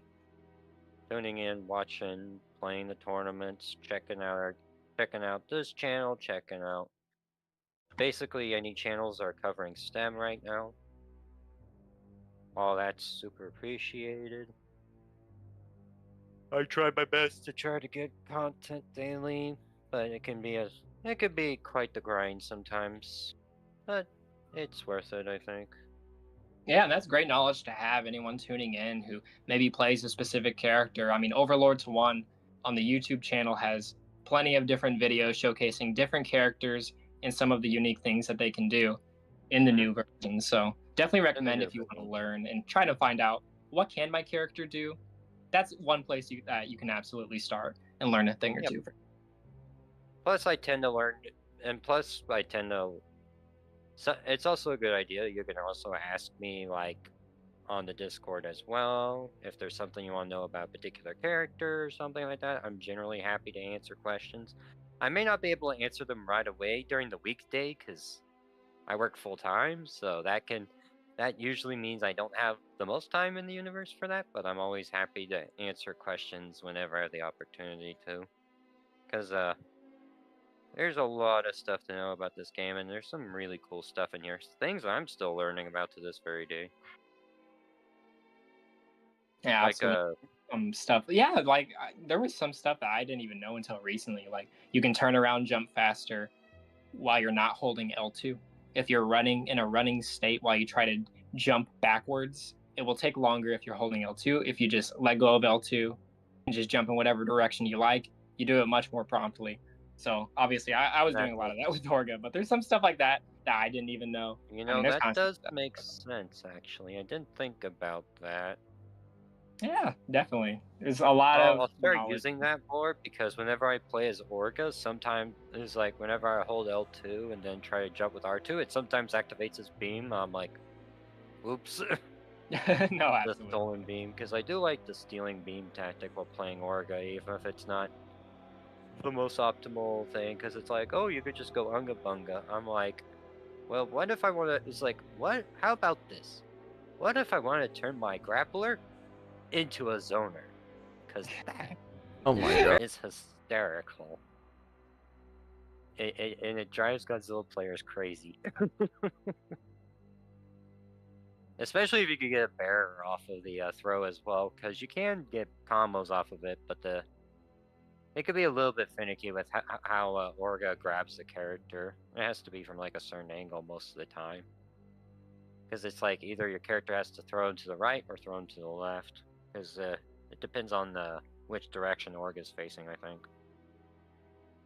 I've noticed beam steal too. I mean, from my understanding, it just depends on how good the opponent's beam is, right? Like how good the Yeah. actual steal is. Yeah, okay, that makes sense. I remember just I- getting beam stealed while I was playing Godzilla, and I was like, "What the heck?" Couldn't believe how much damage that did. Basically, there's like 2 matches I think in the whole game that you don't really care to steal the beam from someone.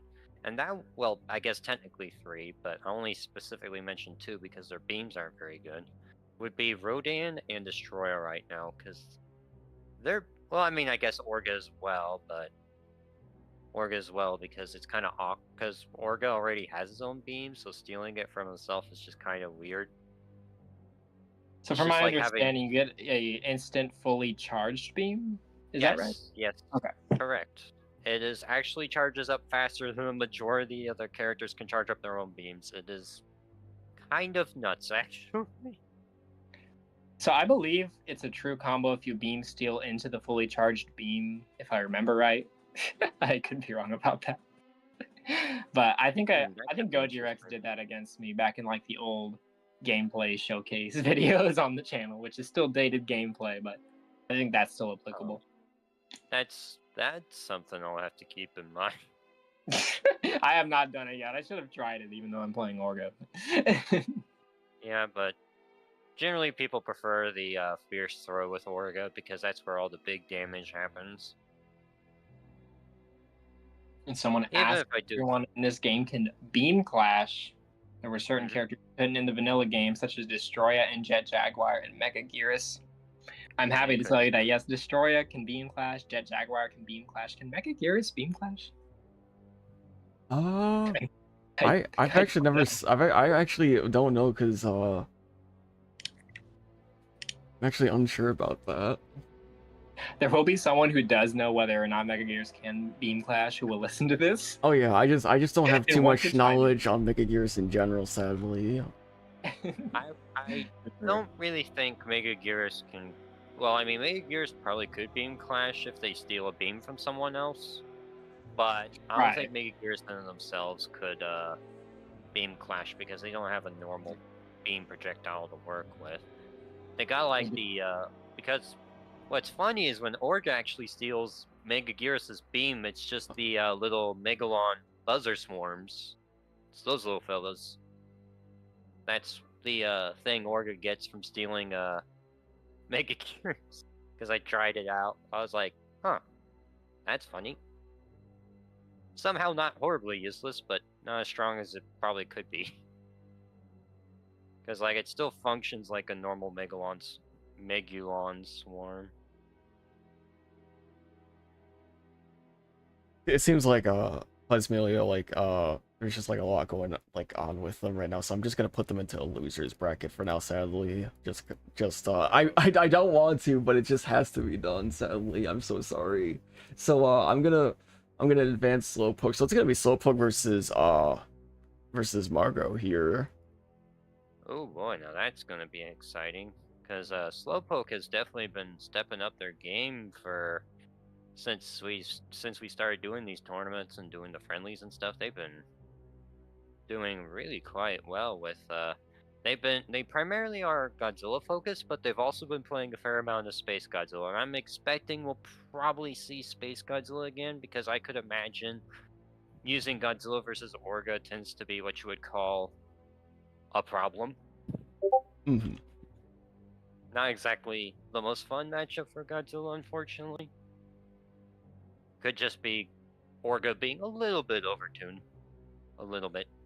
Or just people not knowing how to fight Orga, because Orga plays differently from everyone else.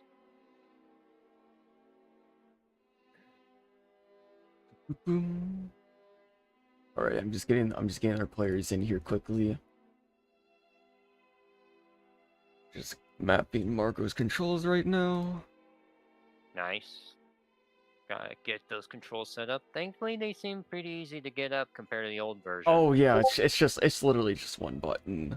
It's just Exactly. all you have to do now is like just have like the player move their controller before like I can so that way I can detect the controller on the on my computer. Mm-hmm. There we go. Yeah, I'm looking forward to what I'm gonna think is most likely going to be Orga versus Space Godzilla gameplay. Though honestly, I can anticipate either person going for a different character, because it can be quite spicy depending on which way you want to go. Oh yeah. Because they both have a history of using different characters, so they're not. They do tend to have characters that they're loyal to specifically, but they're also perfectly capable of switching around the characters that if they want to. I'm looking forward to seeing all the mayhem and chaos that ensues from all of this. That'll be quite fun to watch.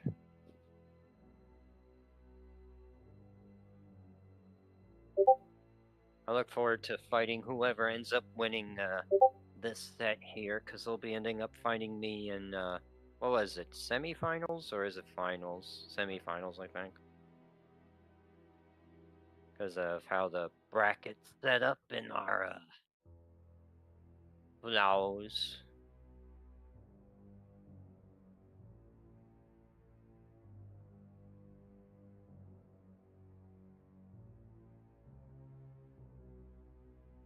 Yeah. I will say the match between me and Margot's probably going to be absolutely bonkers, though. Because, like, with those earlier matches, I tend to be pretty chill, super relaxed. Not really going too hard for the most part, just trying to go for cool and audacious, rather than big damage, big screwing the other person over energy. But Mario's definitely the strongest person in the bracket aside from myself, so expect if both of them are going to be fighting each other, if Margot will be up next, expect it to be spicy. That's all I'm saying. Expect it to be spicy.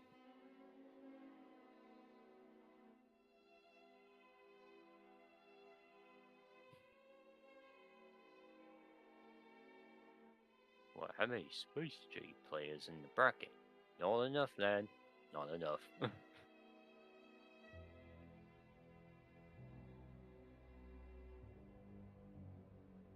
It'd be cool to have Titanosaurus in the game, yeah. The I bet that'd Titanosaurus be would be very sick. Mm-hmm.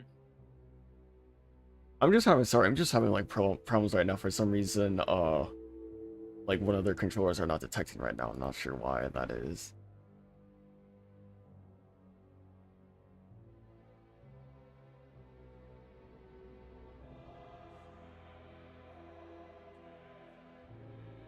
Mm-hmm. Slowpoke Godzilla is pretty good, yeah.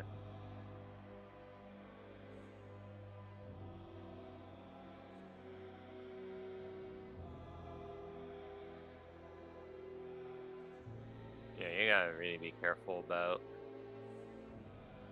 When both of you stop pressing buttons, only one control is popping up.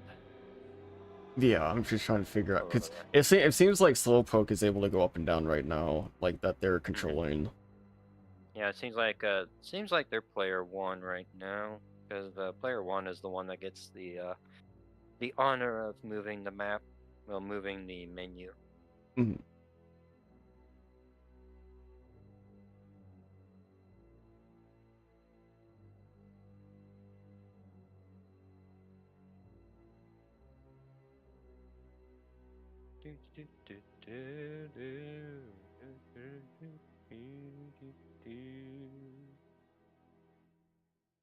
Yeah, it's been crazy. Oh. Yeah, these matches have been quite fun so far. Well, they have been. Like, it's been really fun to be able to like spectate all of these matches and be able to commentate for them and to just be able to host this tournament in general. Yes, indeed, it can go quite something. I'm gonna check the Twitch thing again. Destroy Monsters Melee was, yeah, it was your childhood, yeah, I get it.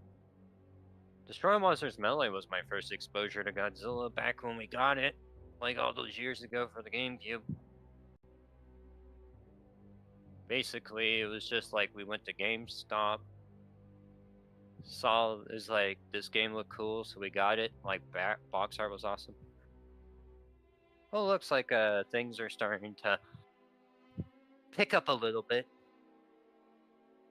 Looks like things are starting to pick up a little bit. Good to see. Always good to get the awkwardness out of the way. Mm-hmm. Excuse me. You like our Godzilla gaming in here? That's for sure.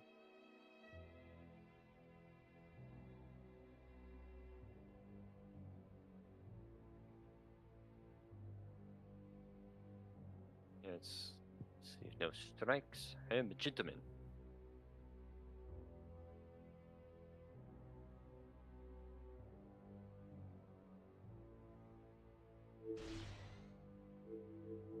Yep. It's LA, small LA, and Monster Island. Yeah, it's because we keep checking the streams. You gotta keep checking the stream. Alright. Yeah, I look forward to seeing the match between these two. It's gonna be crazy. Oh yeah, I also am. I'm just giving my voice a rest right now because, oh my gosh, there's been so much talking like tonight, like with all these matches so far. But also like we were just like mainly you and Mark were just talking like for a while we were waiting for Plasmilio. Plasmilio to show up. Fight! Yeah, Plasmilio's busy doing live stuff, I get it. Mhm.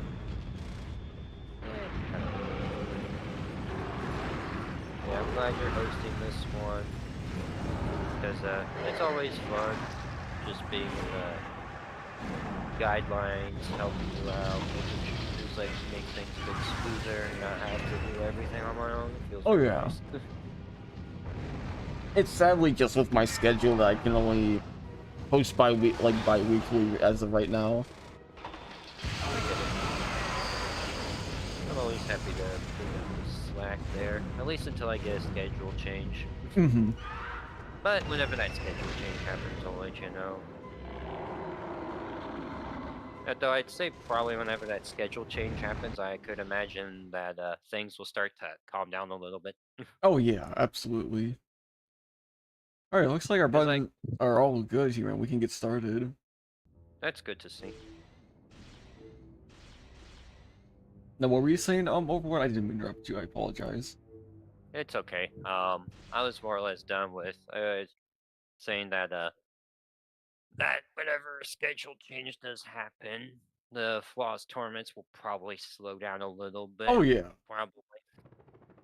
Because Orga. it'll be like, I would say a few months in advance at this point. Oh yeah. If worse comes to worse, Flaws would just become like a bi-weekly thing.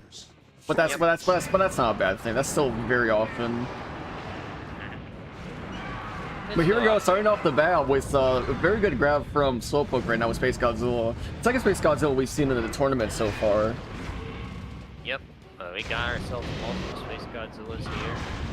You'll love to see it.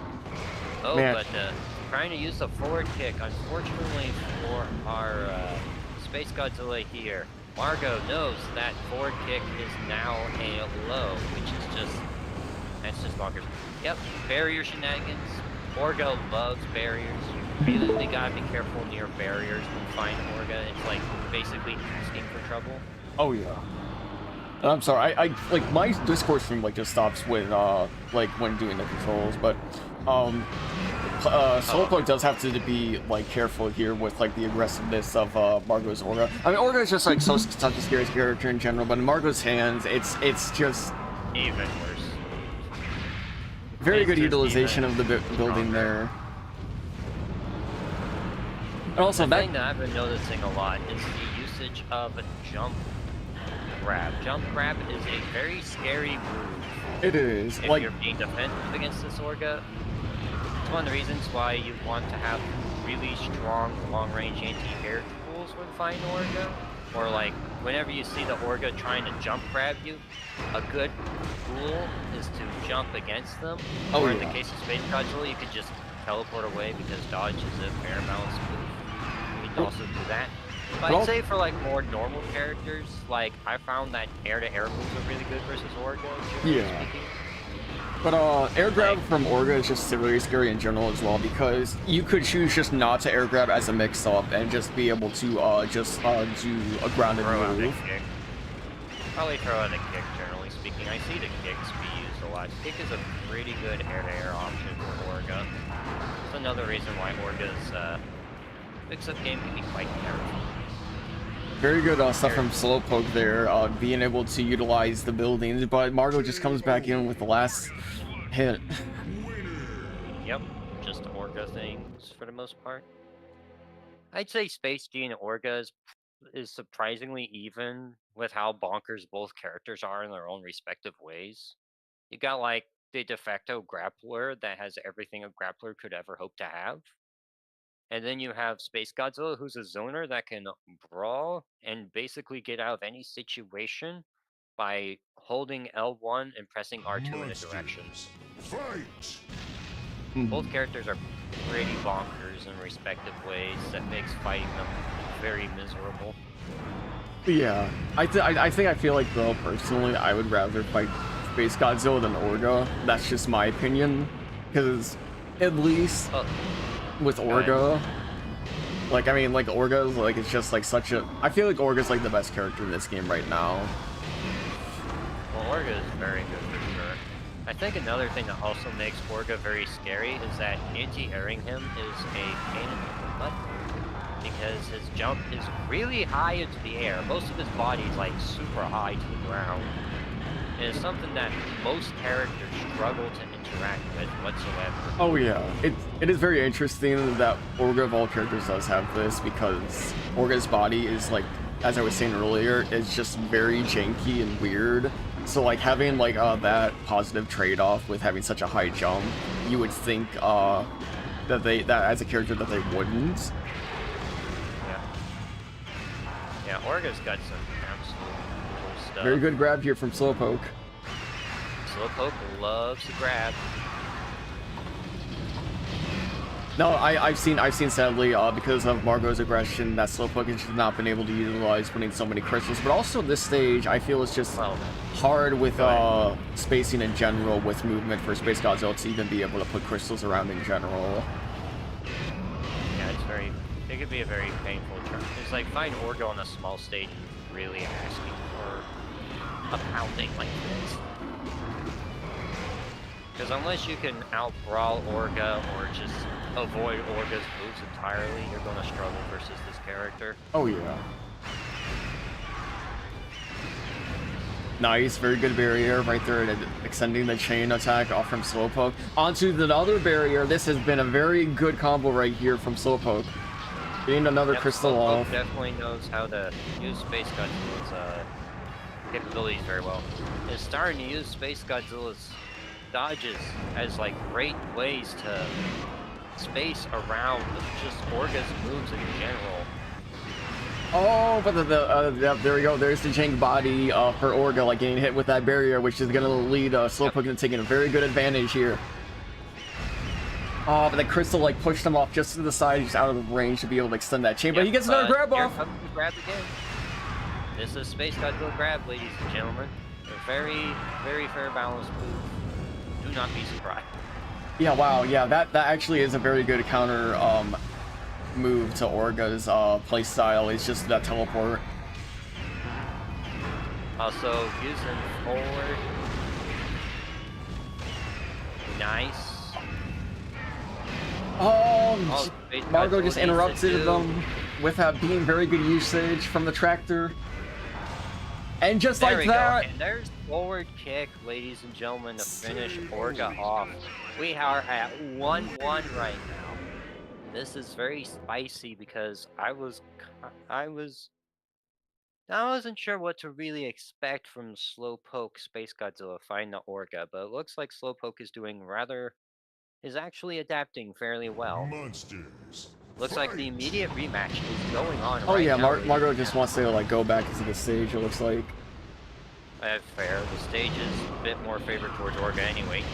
Absolutely. And I don't think Slowpoke's really one known for backing down from a rematch. Oh yeah. Oh, nice. Trying to use those moves. Unfortunately, though, apparently that move Forward Punch does not have the best anti-air capabilities. Using the float to get away from the scary Orga. I also have a nickname for the Margo Orga. I call it Margo. I figured it'd be funny. It is a little bit humorous, but I've been using it. It's very good here. Oh, go ahead. Yeah, you go ahead. I was gonna say it's very good here that Slowpoke does have at least 3 crystals here. I think that is like the one advantage with how small the stage is that the players are forced to always be in Space Godzilla's crystal range for regeneration.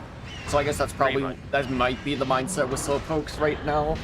Is like if they're just able to get a few crystals off, I can just have a decent amount of regeneration because I want these grabs. These grabs are the bane of Orga right now that I can get these chain attacks off.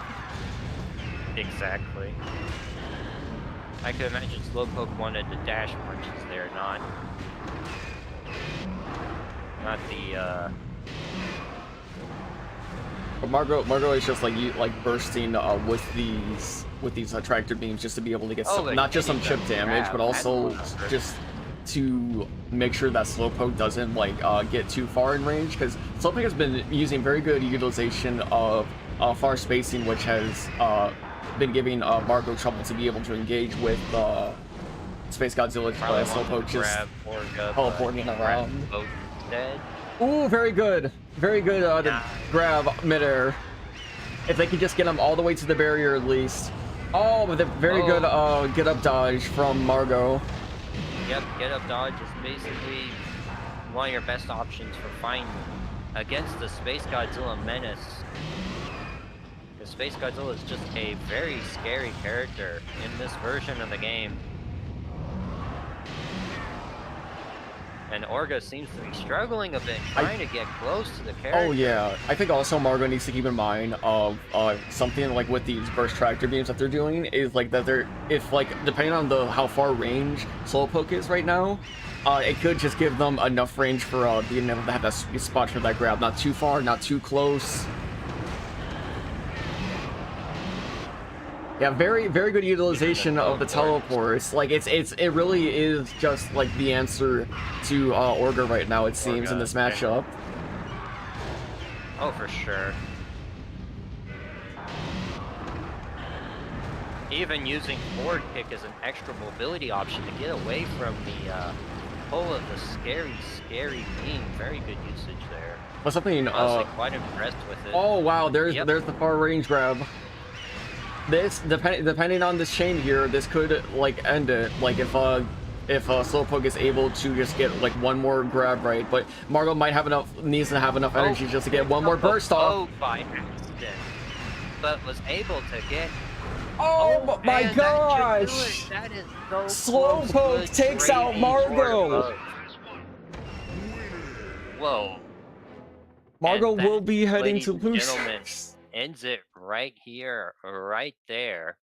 Absolutely bonkers gameplay with both characters on like a sliver of health. Wow. Good gravy, that's terrifying. Oh my lord. Ooh. Slowpoke is gonna be like going to grand finals or not grand finals, winners finals.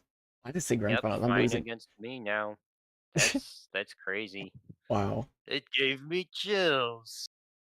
Yeah, awesome stuff from Slowpoke. Yep. Really showcasing some amazing gameplay and amazing improvement as well from Slowpoke over the start of the journey of like tournaments and whatnot. Slowpoke has learned so much. And of course, showcasing Space Godzilla as well. Not a character many people are showcasing. I know some people were asking for it in the chat as well. So some amazing Space Godzilla gameplay Oh and yeah. amazing reads from Slowpoke. What a set, hell yeah. It's like absolutely bonkers.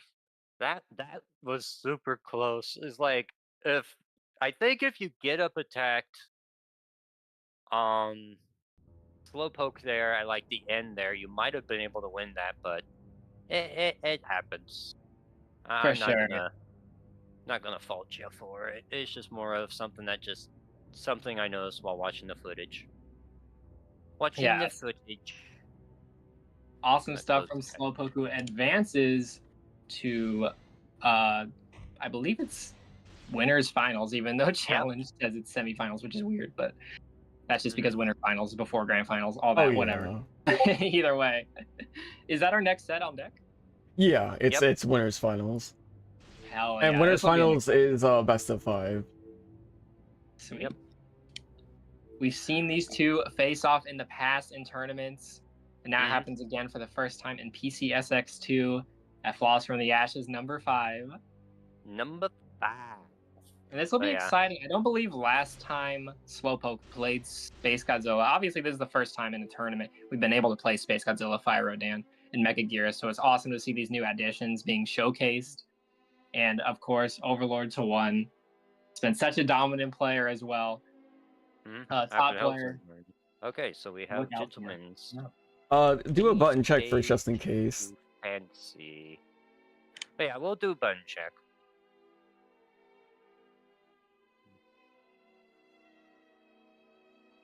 Any stage you fancy? Do the fighting ring. Let's do Mothership. Some of the most exciting stuff tends to happen on Mothership, so let's just do regular old Mothership. I'm in the mood for a Mothership. And not just any old Mothership. Nighttime Mothership, because you all added a day and night feature for it. That's crazy to me. Yeah, I was very happy about that. It doesn't make sense that there's a daytime sky on Mothership, but I ain't complaining. It's just why not? Yeah, it's cool. I also like the reference to one of the Toho monsters in the background there. Oh yeah. Sorry, I was eating a cookie.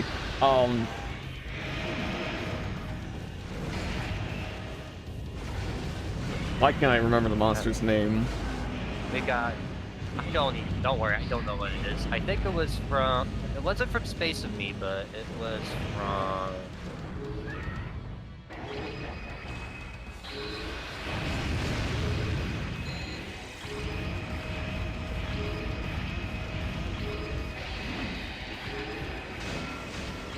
I had to hop off the mic. Overlord to 1. Megora. That's. Oh, that's what it is. Fine. Okay. What I'm gonna do is I'm gonna mute the both of you, and then I'm gonna mute myself. Gotcha. Sounds good. There. I love the Godzilla nodding. It's so funny.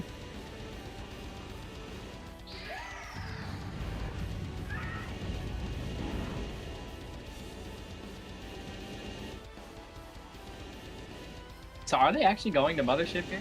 Yeah, they're gonna be choosing Mothership.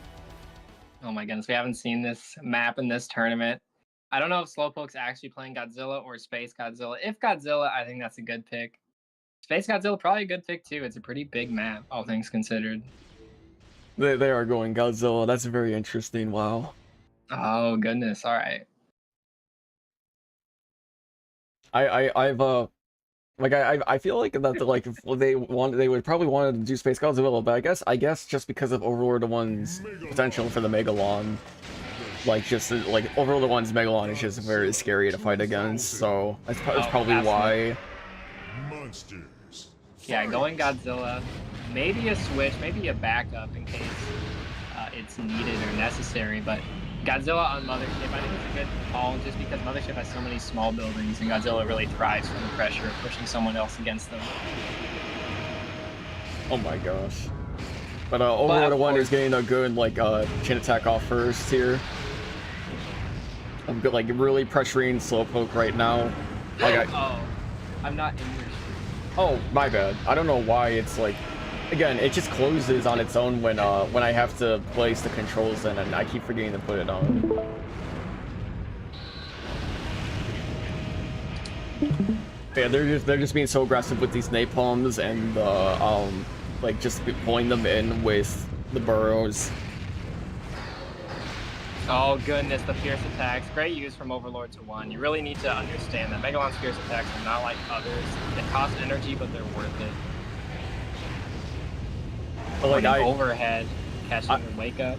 I feel like the move like just costing energy in general just scares me because what is the positive side of that? Like there has to be a lot of benefit with it then, and Megalon just showcases that. Yeah, I mean like having your quickest fierce attack or having your quickest heavy flinch option being a move that costs energy is really unique to Megalon, you know what I mean? And that's something that's really necessary for any character, so. I like how it's unique to Megalon, I like how it's different, it makes the character, and catching the jump is Overlord to 1, and now crossed up, Slowpoke, uses the fierce attack, drop kick, Slowpoke dodges, fireball pressure, we've seen this Godzilla pressure many times before. Catches the get-up attack from Overlord to 1, the napalm.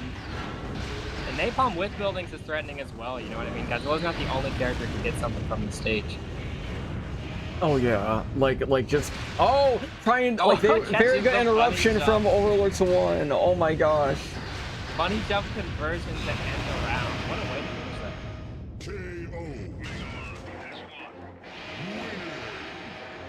First match going to Overlord to 1 in the best of 5 of winners finals, and let's see what they're gonna do here. If they wanna. Okay, Slowpoke wants to rematch, and it seems like Overlord 1 is okay with it. They're just gonna go right back into it, right back to Mothership, same character. Like Slowpoke, I guess like they're just not confident with the Space Godzilla match for Overlord 1's Megalon, which I could understand why. I actually am wondering if Space Godzilla's teleport is immune to the napalms or the poles or not. Like that's something I actually want to know. I think that would still be a good option for Slowpoke, but Slowpoke is sticking with the Godzilla, and I admire it absolutely. I mean, you want to play who you want to play in the game. Sometimes you're more comfortable with different characters, and different matchups as well, and the grab with the napalm pressure. Jab and the kick with Godzilla, we've seen it many times, but Overlord to 1 DIs out, gets out of that pressure, and gets a grab. What's the wake-up option? Does a turnaround attack, but Slowpoke is not falling for that. Tries for a grab. Oh my goodness, and here is the textbook Megalon pressure. This is what this character is all about. This is what this character thrives from. In a juggle from back punch, love that slide. I love that. It's one of my favorite new moves in the game. It really is fly and just so smooth. And speaking of so smooth, like just like looking at the stage in the new build, like with how smooth like the gameplay is, like on all the details, it's just so much more to appreciate, and I love it. Oh my goodness, yeah, it's just so much better. Like looking and smoother, less stutter. It's better in so many ways. Oh yeah. Because before. But every building. Oh my gosh. With Megalon, I love that idea. Great stuff from Overlord to 1. Get up attack, catches, turn around. constant pressure. Now it is Slowpoke's turn, but Overlord to 1 gets away and uses Jump Fierce a couple times. KO. And that is game 2 for Overlord to 1. Of course, it is best of 5 and winners final, so they still have 1 round to go. Oh Will yeah. Slowpoke make any adjustments as far as stages or character? Okay, it looks like Slowpoke is gonna want to switch here. I'm just gonna ask if they want to strike or gentlemen's. Oh, still no stage bans. Okay, so it looks like they're gonna still do gentlemen's. It looks like they are gonna be switching over. Mega Gearus, interesting. I've never seen Slowpoke's Mega Gearus before. I think I have a little bit. I think I have a little bit in casuals. I've mainly seen the Space Godzilla, but the Mega Gearus is coming out to play. A character we have not seen that much of, honestly, in tournament, if any at all, actually. This might be the first Mega Gearus gameplay. It is for at least for the tournaments I've been hosting for the Ashes series right now. Yeah, this will be exciting to see. Anyone who wants to play Mega Gearus, of course. Slowpoke understands a lot about this game in general and has been learning a few different characters, Mega Gearus, Godzilla, and Space Godzilla. It seems they're going to go to London East. Small variant of London, not a stage we've seen this tournament yet.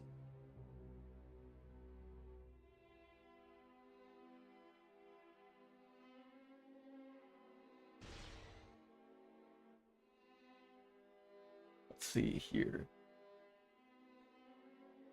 It looks like we're going to the London East, and Plasmilio is back home, so they will be able to play for the losers bracket. I just love this gif of Jack Black and another. In this movie, I'm seeing it through gifs though. I would love to see this movie. I've seen it just seems like it's just a fun time. It seems absurd. I saw the development footage of the movie or whatever, the early footage. Oh yeah. Plasmilio, unfortunately, being sent to the lower bracket just due to time constraints. But Plasmilio is still in the tournament and is back home and can play now, so that's really exciting, obviously. Such an amazing player.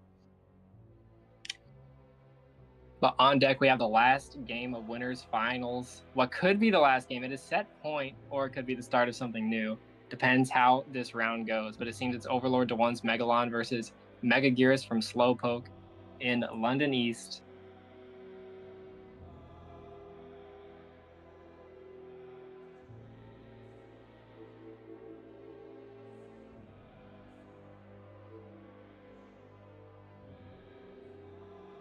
Now the question is, are they gonna go to London East day or night? I don't know which one I like more. I think the daytime's cool. The daytime is cool with like how dark it is, like with it like it being a sunset timing, like the evening. Yeah. But I think the night's just very pretty as well. Definitely. The sunset look is cool. I don't know if you have that for these days, besides like LA or something. Now, this is the first time we're seeing Mega Gearus in the Ashes series due to them being like constricted from balancing, like that they weren't balanced before until this patch, like for tournament play. But here we go. Like, I am very interested to see what like how Slowpoke is gonna like play Mega Gearus here, or like what their gameplay plan here against is to Overlord of 1's Megalon. Oh, absolutely. But Mega Gearus is an interesting character to juggle. Not necessarily better or worse all the time, but just a character with a unique hurt box, so you have to be mindful of that. And Overlord to 1 is making the most of it. That was a great conversion right there. We're seeing some great conversions from Overlord to 1. And Slowpoke is just being patient and neutral. I think that's the best thing you can do with the flying characters, especially. Really any character. But Slowpoke's not getting too ahead, not making too many hasty decisions. Just really need to take your time in neutral. And it's difficult, too, against Megalon. And against any character, just who can beam you as a flyer. That is something to know anytime you're playing a flyer. Like, the beams are a lot better. Very good overhead from Slowpoke. Oh, absolutely. And the overhead from Slowpoke being blocked, we're just still in neutral, trying to find an opening, and there we go, a launch from Overlord to 1. No slight conversion necessarily. Ooh. Slowpoke swats Overlord to 1 out of the air. the battle of the bugs right now. It really is. And like you were saying with Megaguirus's like body structure, because everyone pretty much it has like a vertical like body type in general, but Megagirus having like a horizontal body type is just like it just gets weird for like especially with like Megalon trying to get these hits in. Yeah, I mean, the character is mostly pretty thin, so it would seemingly be hard to juggle, but that tail hurt box makes a big difference for Megaguirus. So Oh yeah. could be a big disadvantage, but it's also sort of is like awkwardly proportioned compared to all the other characters as far as juggling goes. Still not as hard to juggle as someone like Jet Jaguar. In some cases, it's honestly easier to juggle than like Godzilla. Oh, and the launcher from Slowpoke. I'm not sure if that can even convert into anything. Now, if I remember correctly, Megaguirus speed boost is limited now, correct? Like it's on it's just like a few, or is it energy based still? I believe it's full energy, from my understanding. Is and it? it? Lasts a short duration of time. Okay. I need to be corrected. Someone needs to tell me right now. Because I didn't know like which one it was, like since I didn't get a chance to like play much of Megaguirus. And there's one character I know the least about. It's probably Megaguirus. Yeah, I know that was like a balancing idea, so I didn't know if it fully came through or not. Was putting the speed boost on ammo usage, but I don't see any ammo icons, so I don't think that's the case. Yeah. Well, I do believe it lasts a much shorter duration of time. Oh as yeah. Well. And here we go. Overlord to 1 almost has this set closed out, but Slowpoke will need a miracle in order to make a comeback here, but it's not impossible. Playing safe and neutral, but Megalon has all that energy. Oh, there's that beam. And just like that, Overlord to 1 goes on to Grand Finals. Overlord to 1 constantly dominating the bracket and this tournament with that Megalon gameplay. Awesome to see. Of course, some great Megaguirus gameplay being showcased as well, but only for one round because Overlord to 1 just closed it out and moves on to Grand Finals. Oh yeah. No, I understand Slowpoke. It's Megaguirus is a bit of an unusual character, but that right there, ladies and gentlemen, that match is a very good showcase of why I'm so happy that beam attacks are usable. Oh yeah. Because Napalm didn't really do that much in that match, like at all, but the beam did. The beam did a lot of work. Oh, absolutely. That's the main thing to look out for, especially as Megaguirus, as Fire Rodan as well. It's just beams cause heavy flinch so much sooner. They completely knock you out of the air in so many instances. So you need to really be weary if you're playing patient with the flyers. Of course. Alright, next up, we're gonna start the losers bracket here. And we're gonna have Kirsty 10 versus Super Mario Zilla first. Yep. Oh, that's exciting. We're beginning the next.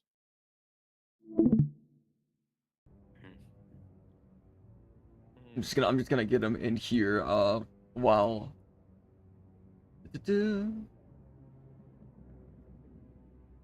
Slowpoke still very much in the tournament as well. Didn't quite pull out that winner's finals, but is still on the lower side of the bracket. Oh yeah.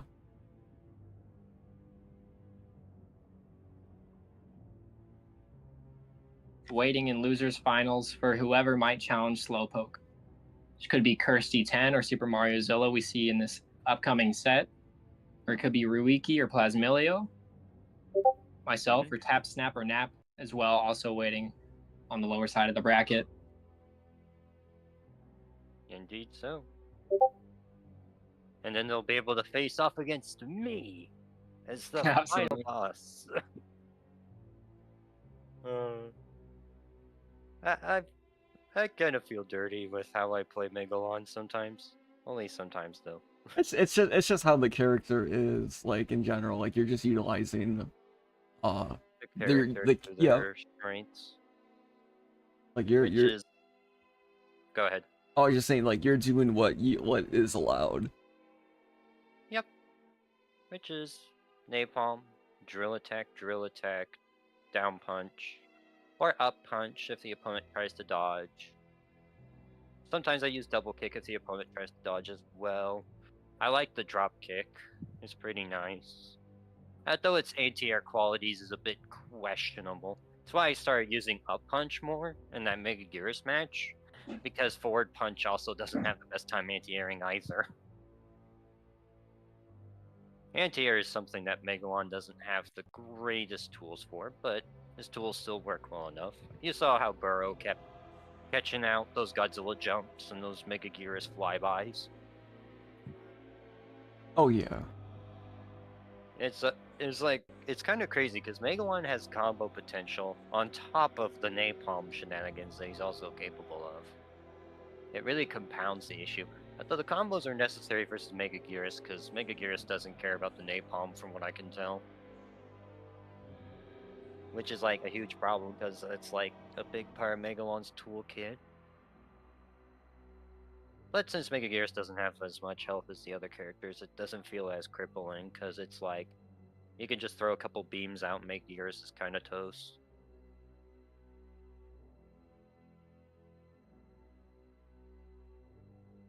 Sure, Megalon's beam isn't as strong as Gigan's or Kiryu's or a lot of the other characters, but his beam still does like 96 damage, which is pretty good. That's pretty good damage. It's almost 100 HP right there.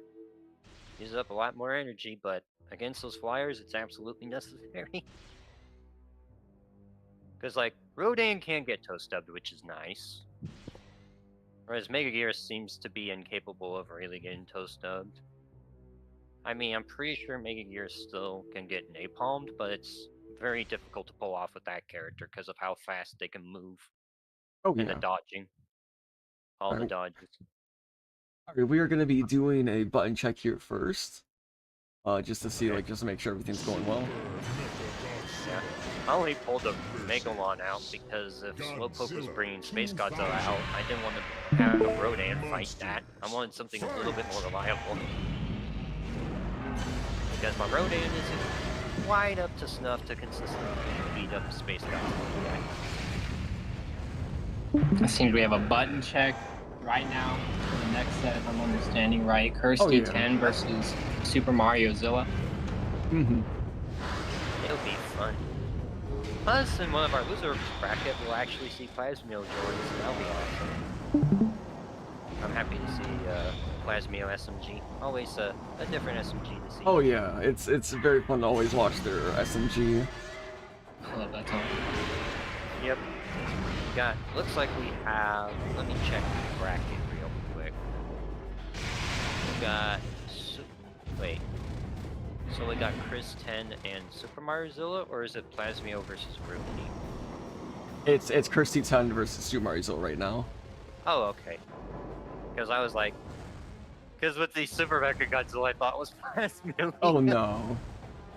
That's why I went to check the bracket, because I was slightly confused.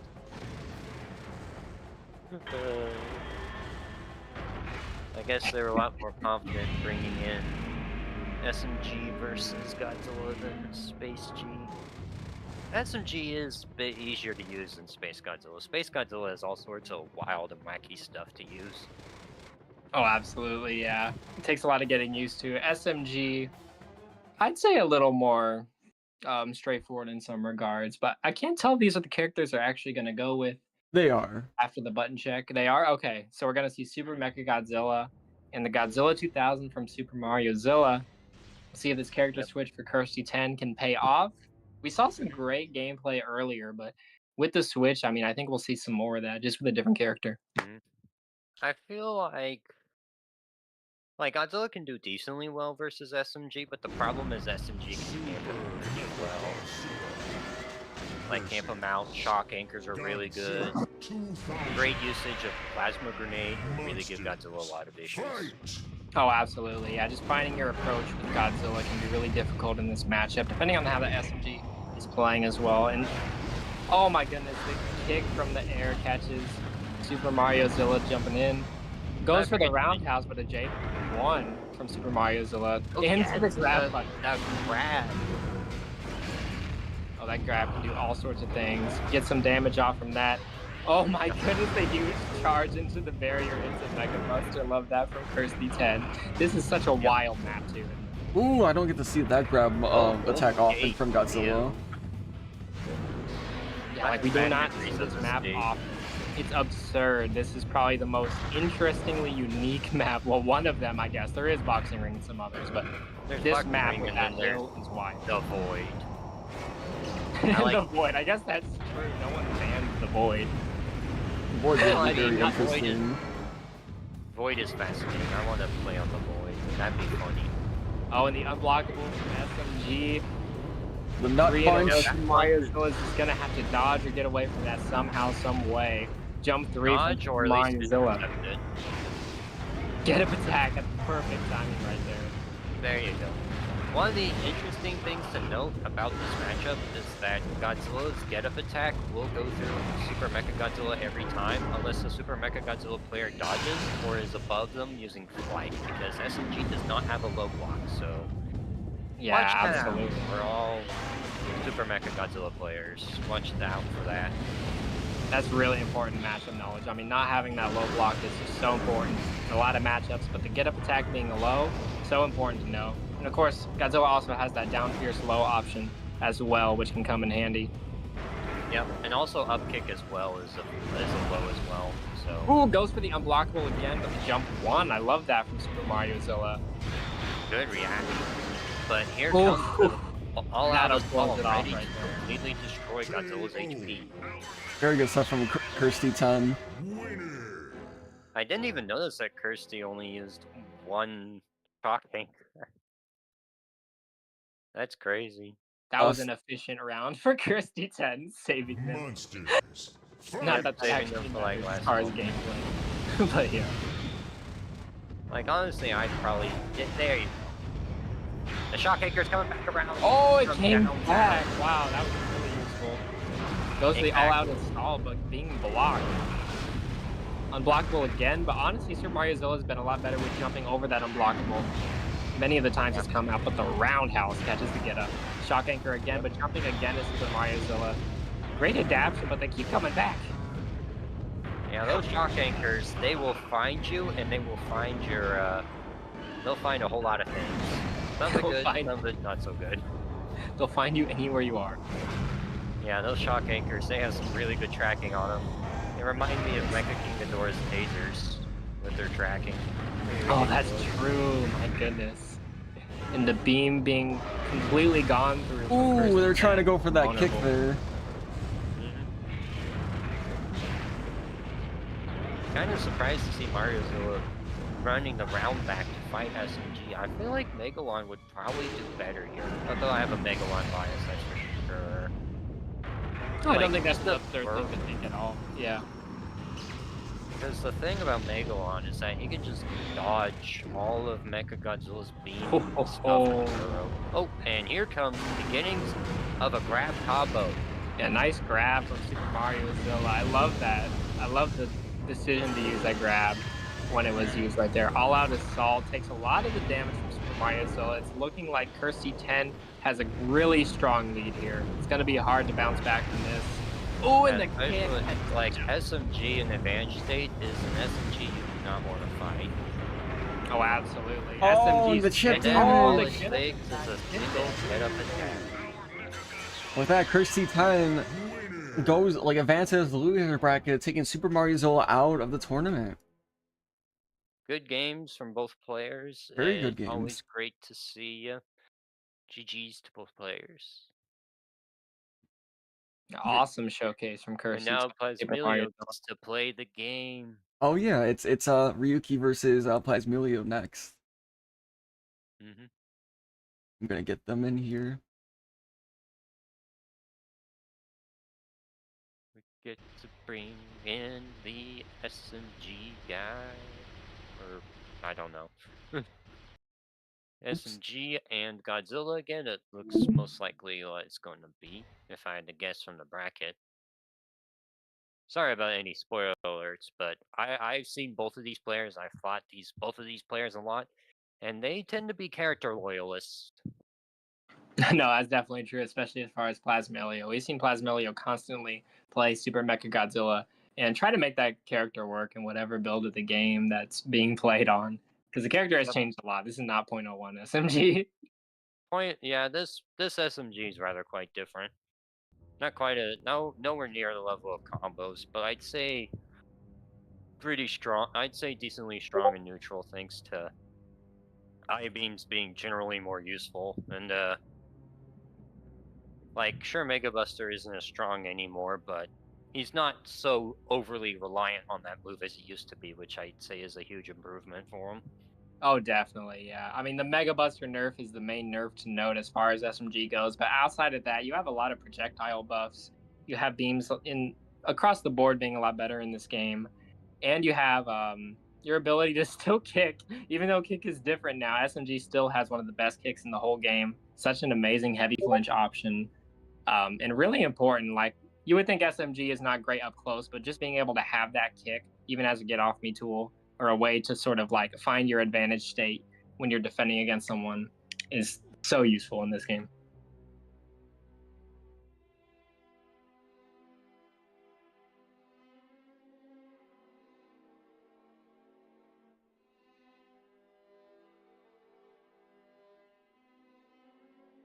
I'm just like making sure if Ruikii thinks the controls look right here before going to the button check.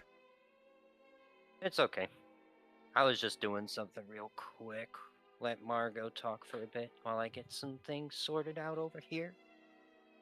Yeah, I mean, seeing Plasmilio being able to play now in this tournament, Plasmilio was not super able to play exciting. on the upper side of the bracket, but now on the lower side, Plasmilio is home and able to play, showcase some perhaps SMG gameplay. I mean, I see Plasmilio's profile picture on Challenge is just like the Destroy All Monsters Melee SMG character icon. It looks so funny. It's a classic. But yeah, Plasmilio is really effective with that character, especially in certain matchups. I mean, I was having trouble with Godzilla playing against Plasmilio. Can do some amazing stuff, so. Yep. I'd say Godzilla versus SMG is probably something that Godzilla doesn't like generally too much, because one of Godzilla's best strengths is nowhere near as good as it is against most of the other characters in the game. Yeah, I definitely have to agree with that. SMG can really just close Godzilla off in a lot of ways, as well as many other characters. I mean, just being able to cross up SMG is really important. And Godzilla is not as great with crossing up SMG from neutral. It has a lot of other characters. Characters maybe with flight or teleportation like Gigan can have a much easier time with that. Like, Gigan does well, Megalon can do pretty well. Space Godzilla... I'd say Space Godzilla versus SMG is probably one of the worst matchups in the game, just for the fact that SMG feels pretty helpless in that one. I don't think I've seen that matchup play out, but I can definitely imagine. I've done that matchup against Slowpoke a few times in friendlies, and it was agony every single time. No, I'd imagine, yeah. Like, just like the teleports, the mix-ups, the cross-ups, the grabbing, and the fact that he might even have an infinite on SMG. Ugh. Yeah, Space Godzilla does seemingly have an infinite against multiple characters in this game right now, which is patched out in development, but of course that is not out yet. Yeah, that's not out yet, but... And it is situational, so I'm not sure if we would even see it. It hasn't been formally banned, though, so I will mention it. Hasn't been formally banned yet, just because we haven't seen both characters fight each other yet. Because the SMG players are probably not too keen on fighting a Space Godzilla player, and will probably swap for someone. No, I can. Yeah. Because I'm basically telling the SMG players, if there's a Space Godzilla player in bracket, you're gonna want someone else. We're going to be doing Ruikii opting for Osaka, Plasmilio saying my favorite. We're going to be doing a button check first. Booyah. I do like that stage. It's a very beautiful stage, nice and open, not too much annoying gimmicks or anything of that sort. It's just a nice big open map with water in the background. It's such a lovely stage. I like it. SMG and Godzilla. We talked about this matchup for a second ago, but yeah, it seems like Ruiki's goal is really just going to be able to, really just going to be trying to find an opening against this SMG. Again, really good at closing Godzilla out, and Plasmilio is going to try to make Ruikii feel like nothing can be done. Yep. That's definitely, I think, going to be a Plasmilio's best game plan. Is making sure that Godzilla feels like he can't do anything. And shock anchors are going to help out a lot. Because if the Godzilla does not approach with jumps, the shock anchors will get them, and you can link it up to either all-out assault, you can link it up to a grab, you could do it to high beams, or anything else of the sort. Yeah, I forgot all-out assault can't do that. I forget it could be used very well on get up, just mostly because I tend to be far away from the opponent in the first place. And generally try to... I'm trying to, not settings here. I'm trying to, which key is it to, not full screen, is it? Oh, that's not it. Don't you want to go, like, settings and then controls, or... Whoa. I'm trying to, but it's not letting me. Like, it's not letting me, it's being weird. I'm trying to not full screen. Hold on. Right. Settings. Scroll down a bit, I think. Oh, right there. That should do it. Scroll down a little bit. See.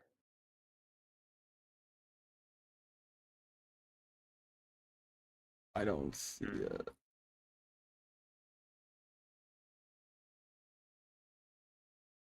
Hold on, I need to just reclose PCSX2 quickly here. Oh no, there we go. It's fine. No, it's not. No, it's being weird.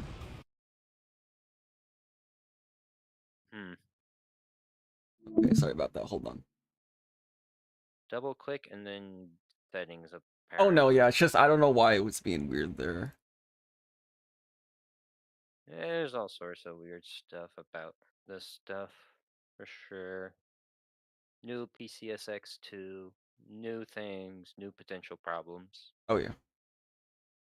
Though it seems like the buttons have been mostly functional for this tournament, which has been really nice.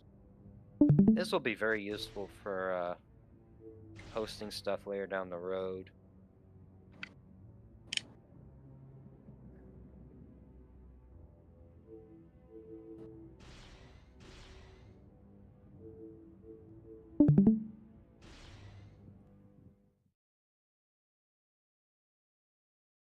I'm just seeing if they still want to check or if they're just going for it.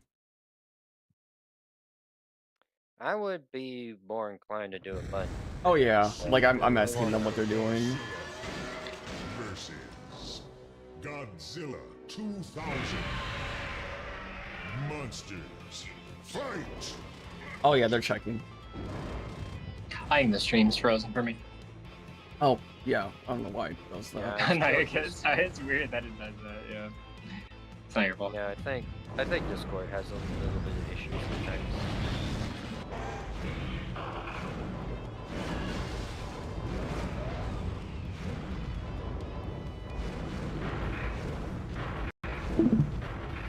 Oh yeah, that was weird. Hold on, I just want to make sure something here.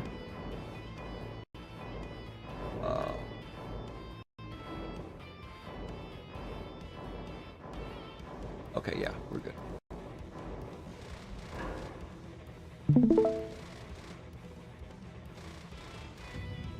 Alrighty, we are ready to go. Booyah! Just Mega Buster across the screen. Classic. Classic. Yeah. Kind of crazy. The only characters we haven't seen yet is Gaigan, Destroya, and... That's what the other... and Kiryu. Like, those are the only 3 characters. Yeah. So it's mostly because the people that would play those characters aren't here right now. Mm-hmm.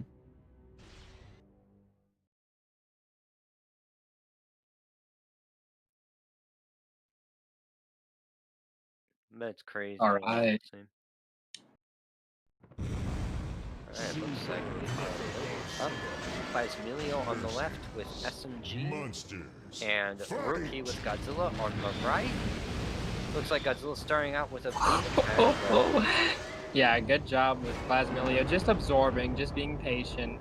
There's really nothing you can do against that. You'll take some damage, but you'll gain energy. Not that Plasmilio didn't have full energy already, but It's more of that, instead of having to worry about the risk that dodging would incur, you can just have the guaranteed only taking only like maybe at most 20 damage from the attack. oh, absolutely. Which is far more preferable than taking 115. Yeah, especially with Godzilla's beam. Like, you don't want to take the risk. Just take the lower damage. I will say, be very careful around the Godzilla trying to attack them from behind using a slow attack like that. They can grab you if you're pretty close, so be careful about that. Oh, absolutely. And I know this because I've fought Ruikii, and Ruikii does this a lot. You know what I So realized? Oh, go ahead, sorry. It's like, I've fought Ruikii a lot in the past.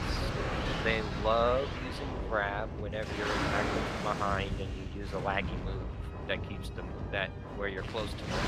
Oh, They'll here's a just- beam clash. Oh, beam clash. Oh my goodness.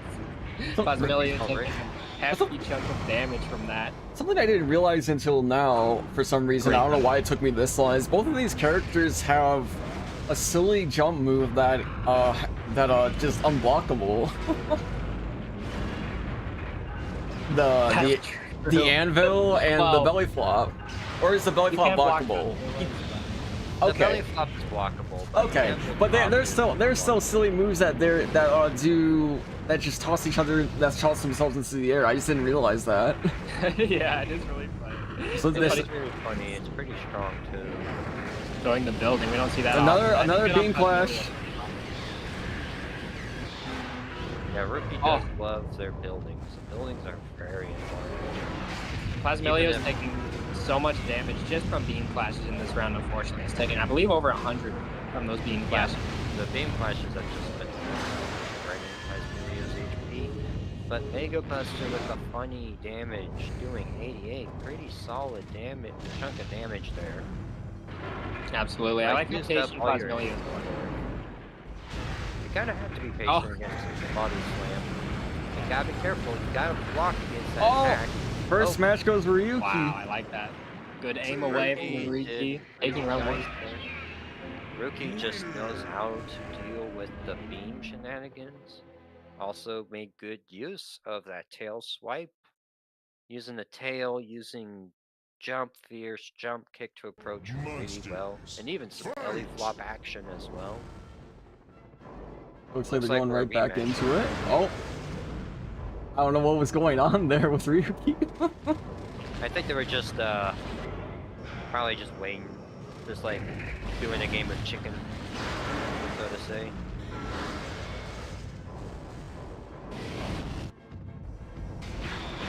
Oh, and shock anchors come out from Plasmilio.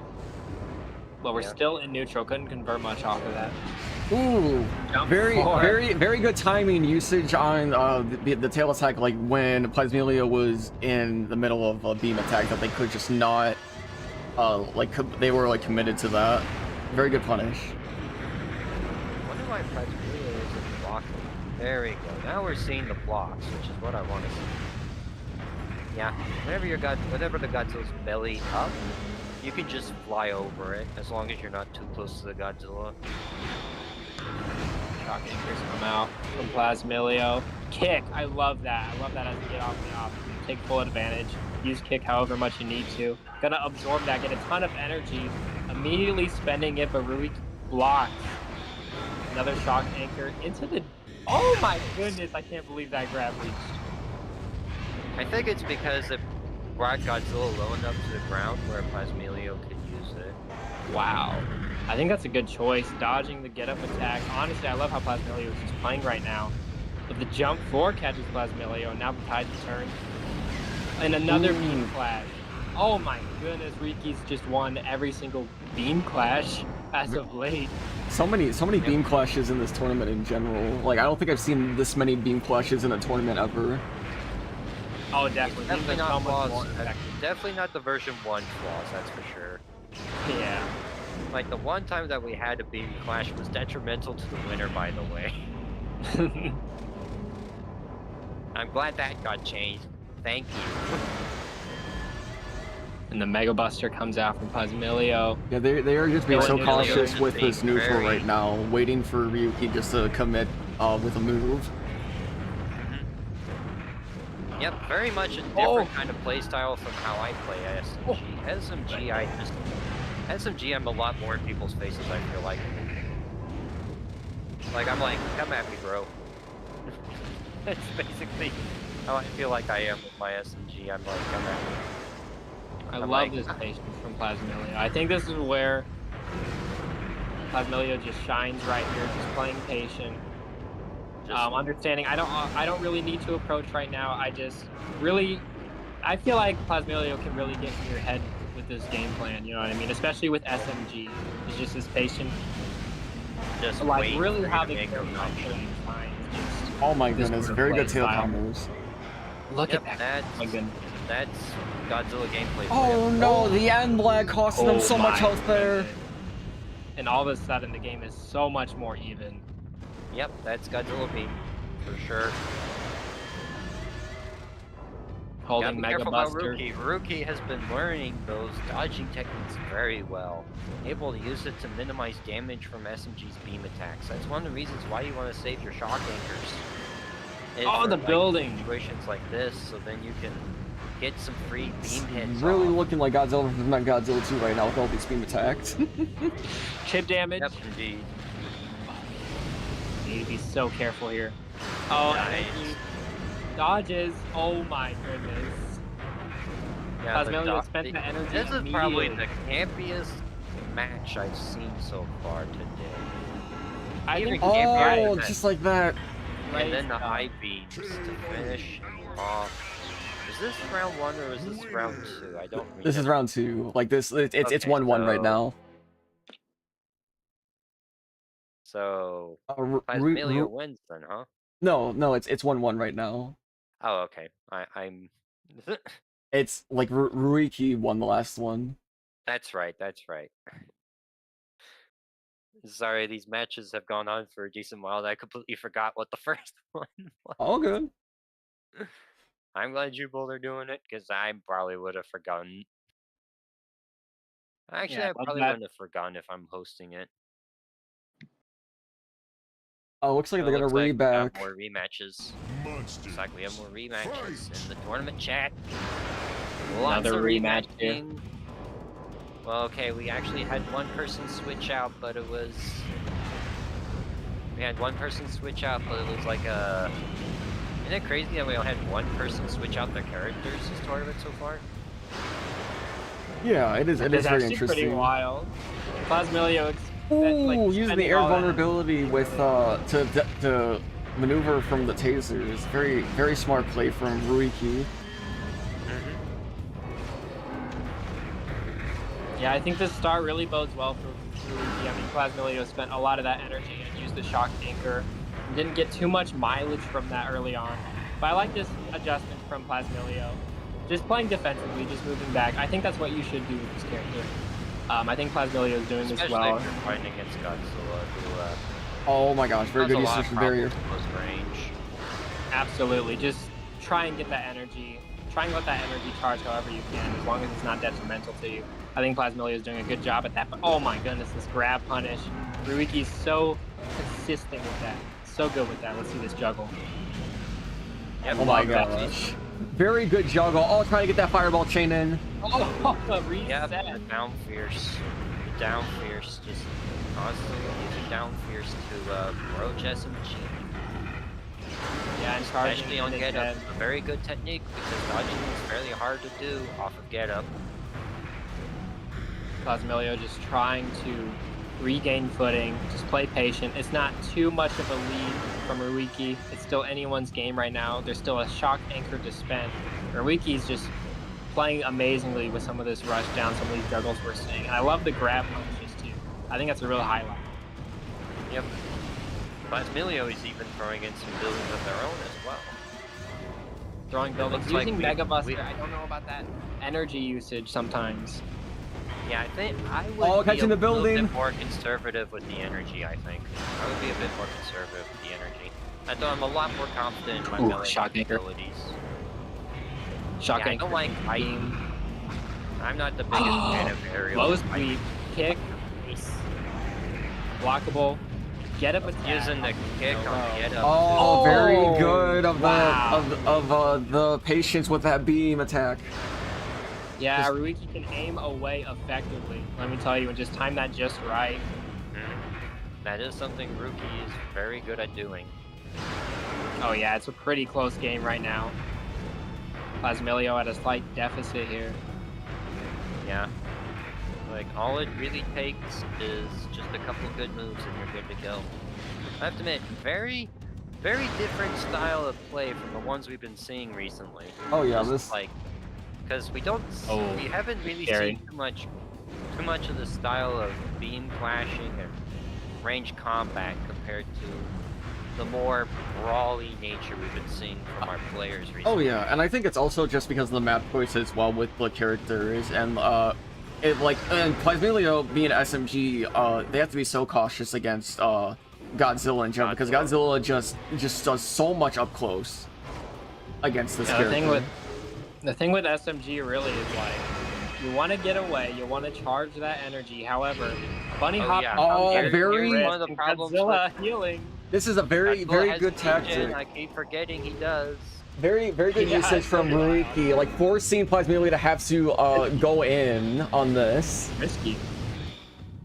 Healing is risky, and bunny hopping for Plasmilio is also risky. I mean, you could be beamed while you're hopping. Oh, there it is. Being chipped to finish Ruikii off. We have a 2-1. Plasmilio with the W. GG's to both players. Amazing stuff. Absurdly quality gameplay for this place in the bracket. It's wild. I love the demonstration from both players. That was amazing. Oh yeah. Next up, the level of patience. Next up, we do have Margot versus Kirsty. Let me just get them ready here, and I'm looking forward to this matchup. Honestly, like to see what the space to see what's just gonna happen.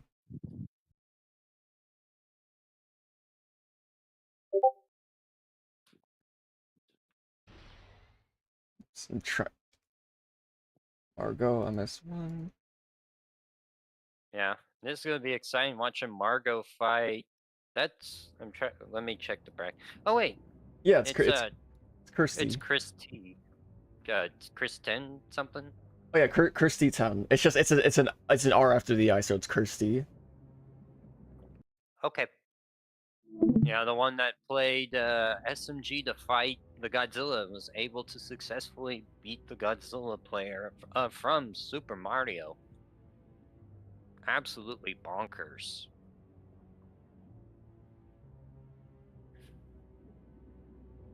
But so far this tournament has been quite crazy.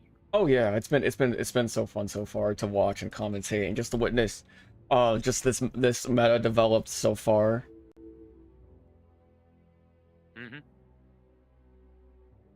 Just so much. It's like that was probably one of the more zone style matches I've seen from this build. Oh yeah. Like it makes sense for SMG, but Ruikii was also kind of playing the range game as well. Which I have to say is a very bold move when finding an SMG who's so strong at range game normally anyway. I feel like Ruikii was probably playing a little bit too hard into Plasmilio's hands. If you want to beat up Plasmilio, you have to get in close. It's one of the reasons why Megalon is so dangerous. It's because Megalon can avoid the annoying stuff, get underneath SMG, and just really exploit the character's big hitboxes. This is the first time we're going to be seeing Gaigan in this tournament. Margot's going to be going with Gaigan here. The Margot Gaigan. I don't have a nickname for the Margot Gaigan, but I'll probably come up with something in the future. You could just say Morgan. I don't know. I'll just stick with just Margot's Gaigan for now. It doesn't need a. The only reason I came up with Marga is because Orga, a good chunk of Orga's name is in Margot already. So it makes sense, I think, in my mind. Plus, it's fun to have like specific nicknames for like the player using the character. Like Margot is pretty good. I mean, Margot. I'm getting myself all mixed up here. No, you're all good. We're gonna be doing a button check quickly here first before we Of course. actually start here, but it looks like that they're gonna want to go to New York. Yo, New York. That's a classic. Oh, whoops! I did not. My Steam. No Steam, not No. the Steam. I accidentally opened up Steam. My bad. Yeah, you might want to turn the Steam off because like button. Oh no, control share- I have it off. It's just that it's pinned to my taskbar and it's right next to Monsters. like Discord. So Oh, I see. Because you want to share the screen, right? oh yeah. Hey. Oh, Rodan versus Gigan. Now this is an interesting matchup. I think historically, Gigan does this matchup decently well, just thanks to having really strong aerial presence, and Rodan basically being kind of very one-note kind of character in version 1. But I feel like this matchup is a lot more even now, thanks to the changes Gigan got, as well as Rodan being having a lot higher firepower than he used to. I would say one of the hardest things Gigan's going to have to deal with is just not having as strong of an air-to-air presence versus Rodan. Because Rodan is a very small body in this game. Easily one of the smallest characters, only really rivaled by JJ whenever he gets small. Oh yeah. Like small JJ does have like some like absurd movement and pressure for being just a little guy. Yeah, but I don't like small JJ too much because they don't really have any knockdown moves, which means that which means they could be which means that character would be kind of limited. Not the biggest fan. Also, not having a grab button hurts. I'd rather have the grab button. I like my grab buttons too much to not have them. But anyway, it looks like we're starting out with Margot on the left with the legendary Gigan versus Monsters. Chart Pete with the Fire Rodan. Seeing a fair amount of Fire Rodans this tournament. Rodan seems to be a popular character. Oh yeah. Like I think a lot of people just really miss that character, but like so they just really want to try them out. And I would say Rodan is the easier out of the two compared to Megabeerist. There's a lot more. It's obvious what Rodan's good traits are compared to Megabeerist, which requires a little bit more looking under the hood, basically. Oh yeah. Because like Rodan's got volcano attack, shuttle loops, a whole bunch of really high damage, very brutal moves. Also, I do find it quite hysterical how the fierce attack that Rodan does in the air can hit people on the ground. That's really funny to me. Oh yeah. It is. The fact that it does like no knockback. It is very interesting. It's interesting, but it's very goofy.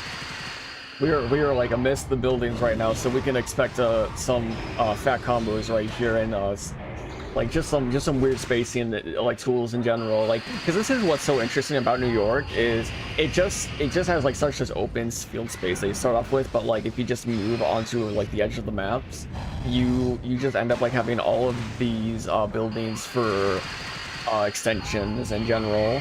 Very good, oh my gosh, very good chain grabs right now from Margot, being able to read like the get-ups with all that stomp. Oh, but very good from Kirsty to being able to roll dodge there. Just the, like not like breathing like the chain grab. I think Margot's just using the forward kick a lot just for the spacing as well as staying on top of the opponent. Though honestly, forward four could probably do the same thing. Also, I think another thing that's interesting about Gigan's forward kick is since the buzzsaw is active, I believe low block gets beaten by it. And one of Gigan's strongest Rodan's strongest attributes is just having a very small hitbox, especially when low blocking. But that was not enough, because Margot wins that set. Well, that round is what I meant to say, that round.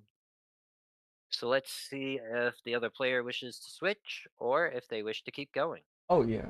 I personally, if I was Kirsty, like I would want to switch here because I feel like there's Um, just a lot of pressure that Geigen's been able to get off of against Rodan in general.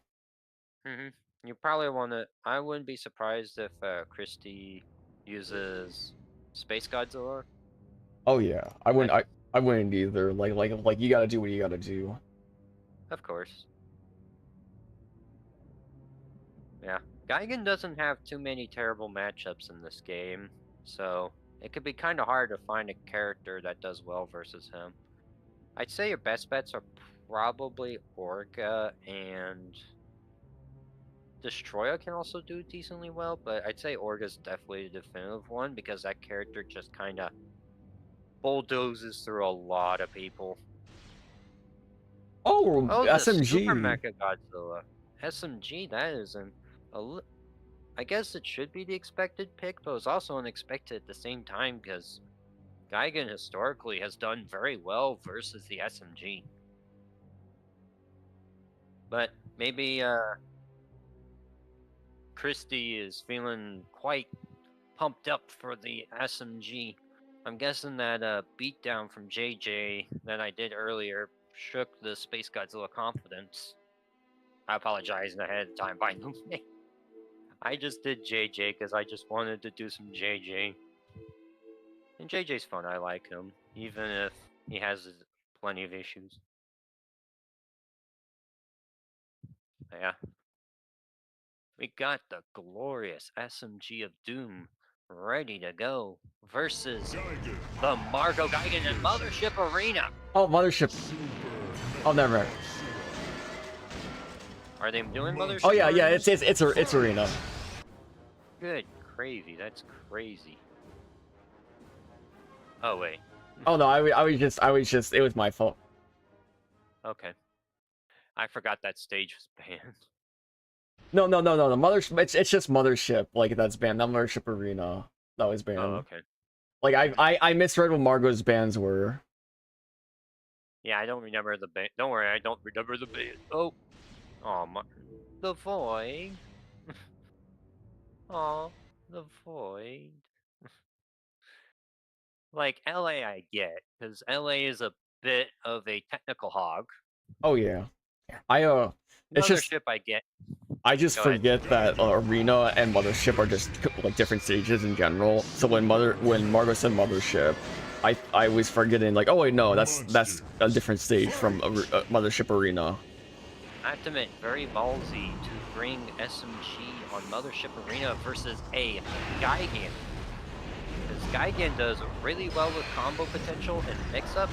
Oh yeah. Which is something that SMG does struggle a bit with, is cross-ups. Yeah, this is a stage that like that I feel like you'd want to avoid as SMG in general, just because SMG is a character that needs a lot of space. They're a very long lateral character in general. They don't want to be up close here. The barriers are very heavy in favor for Geigen right here with these chains. Unless there's like something that Kirsty is trying to fight back.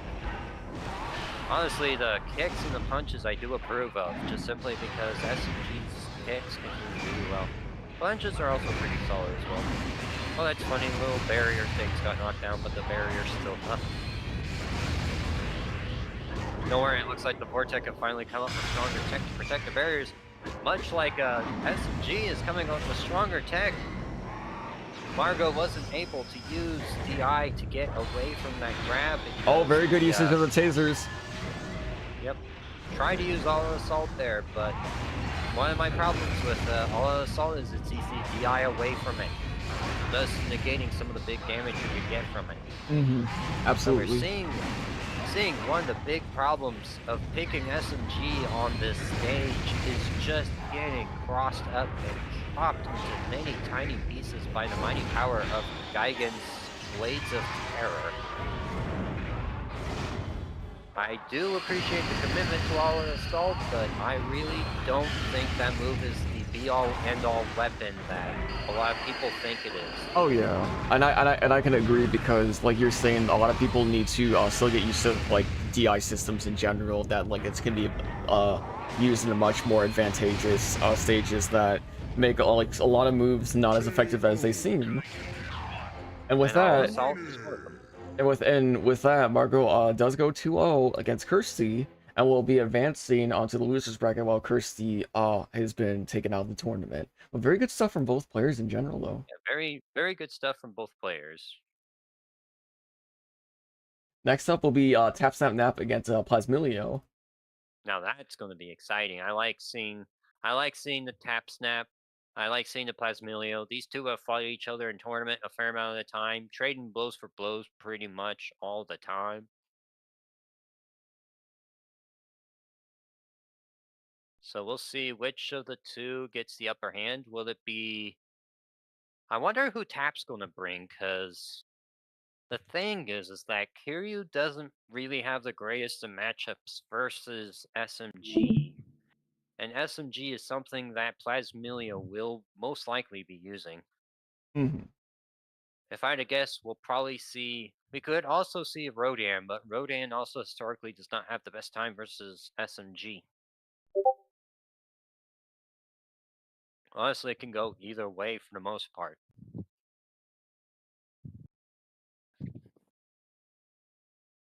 Or maybe Tap brings in someone entirely different. I have no idea. We'll see. It can be all interesting either way.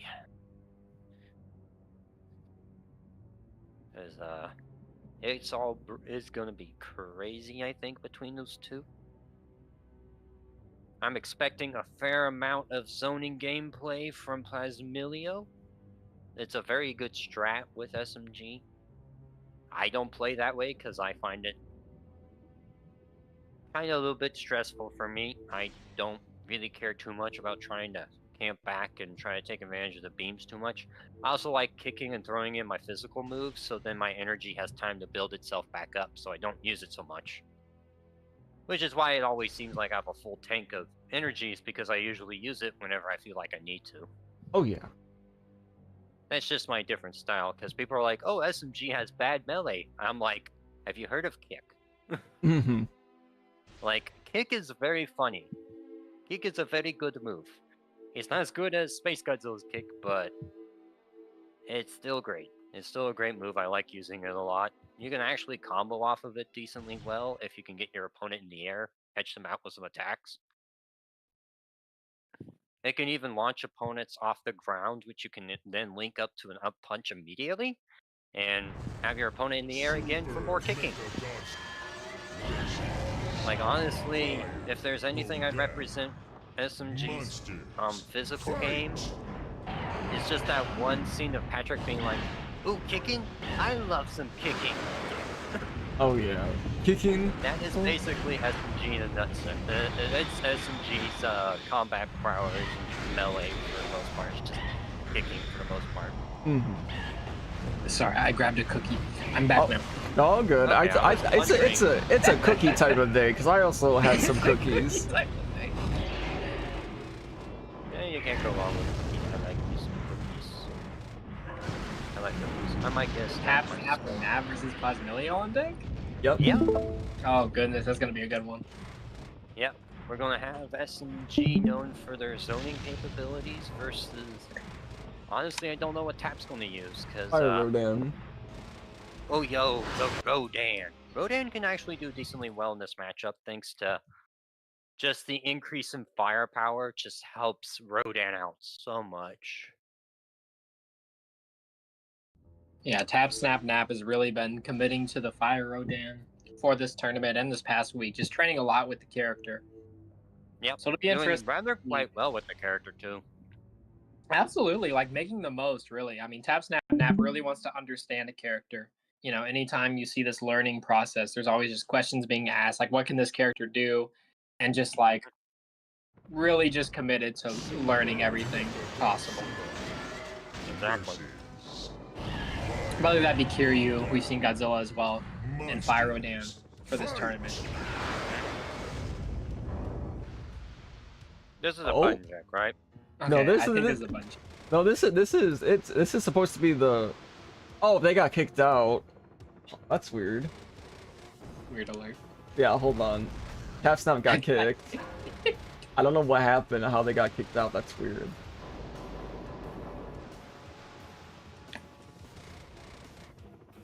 I re-invited them. Back. Oh, yeah. That's so weird. I wonder why that happened. Like why they got DC'd.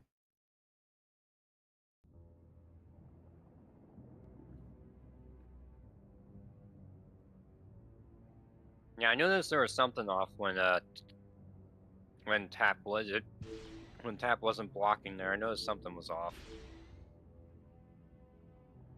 Okay.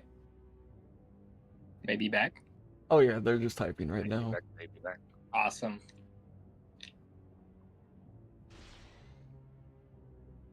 I have We to should- say, getting kicked out of the Parsec game is not something I was expecting to happen today. Yeah, I that's never happened, so I wonder what happened with TapSnap's connection there. Very odd. Very odd timing. I don't know. Super Mecha Godzilla versus Lowdown. Hopefully everything should be working now. Oh yeah. We're just getting SMG. going right Fire- in. Immediately into the beam attack shenanigans, taking advantage of the fact that Rodan dodge does have a decent amount of end lag at the end, which means that SMG's ticks can actually work pretty well with Mega Buster. And I love Plasmilio's use of energy just early on. I mean, if you start with a full stick of energy, then it's nice to just use some of it early, just so you're charging up some. Yeah, I understand the mentality there. Though I'd probably save the energy up for my shock anchors. That's what I would do. Oh, Like definitely saving it up for understand. the Yeah. shock anchor. Don't Shock have to use anchors, all the I-beam. Because those I-beams do so much damage.